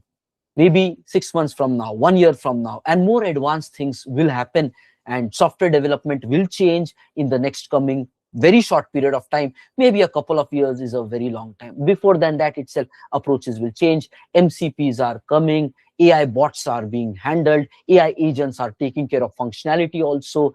Lot of things are going on, but still market it as a pretty new step.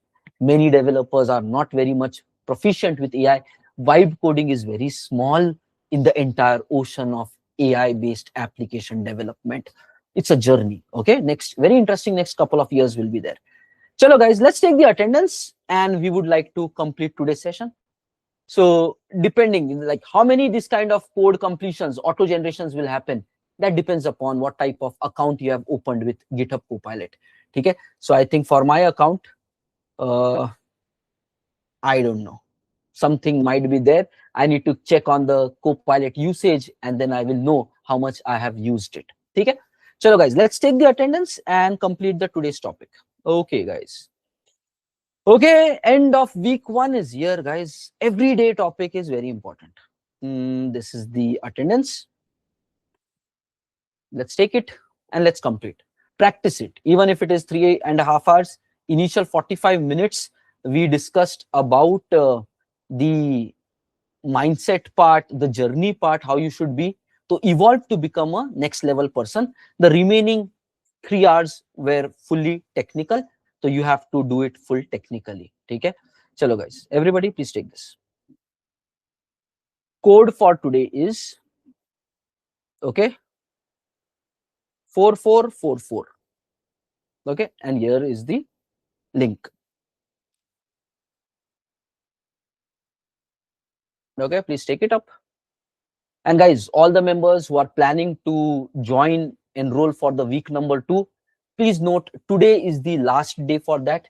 Okay, so because tomorrow morning we need to take all the details of members and generate offer letter. So in our last batch, around 200 members have joined, so it is a lot of work. Okay, we have to one by one generate offer letter for everybody, email it, so the HR team will be very busy. So if the enrollment process continues on weekend, so issuing the offer letter will get delayed. That is the reason today, end of the day, we are closing the window for joining. Okay, if you can see this October, we had around how much? So October master report, these are all enrolled members for the week number 2, and we see roughly around, just check it out, 218 members have joined as part of that. Some were job seekers, some were working professionals, and then there is everything tracked, like what is their attendance, how much percentage of attendance they did, how many demos they have submitted. Some people 7 demos, 5 demos, 4 demos. Okay, action, some people attended like 113, 150 actions. Total 2 months, 156 tasks were there. Some of the guys completed it. Their task ratio is like what, 80%, right? Demos, and then eligibility. Some people completed demos on time. Some people are still pending to submit the demos. And then once they submit the demos, then we issue the completion letter. So everything is tracked. Full 2 months will be very busy, and we have this kind of full every day by day tracking. People are like getting around 90 plus percentage, 90% of solid understanding. But like we discussed, hard work is required. Okay, so if you are really seriously willing to put efforts, you already know what level of depth we are discussing. Definitely join in week 2, completed by today end of the day. So weekend may we will add you to the group and other things. Okay, so over weekend we will add you to a separate WhatsApp group. Over weekend your offer letter will be issued, and over weekend we will share you email with Google Meet link for week number 2. All the communication I will keep doing it in WhatsApp itself. Okay, so if you need the joining link, it's the same link like yesterday. We will share it in the WhatsApp also. It is very valuable. This is what I can tell you. Okay, chalo, thank you everybody for your time. You can take this link if you are planning to continue for the full 2 months. And like we discussed yesterday, if you want to discontinue in week 2, so 100% refund clause is applicable. So due to whatever reason, if you feel no, this is not the right for you, so you can simply submit a form. I will share the refund process in the next week. You can submit a form, and then we will batch refund all the members via Razorpay itself. Okay, so thank you everybody for your time. Week 1 was amazing. I'm particularly excited. 15 hours we have spent together. From one level we started, and we have built a pretty good journey in 5 days. We understood payment system, Stripe system functionally plus technically, microservice we launched, framework we launched, Spring Boot application, and experiments of today. Okay, it was pretty much loaded. Looking forward for the entire 100 hours together. 218 members joined last time. So don't delay much. Try to give your shot. Refund clauses there to protect you if you want to just discontinue in week number 2. Okay. Chalo guys, thank you everybody. Take care of yourself. Have a great day. Have a great weekend, and take care of yourself. Bye-bye. Bye everybody. Okay, here we are. Let me stop my presentation. Thank you all. Take care. Bye bye.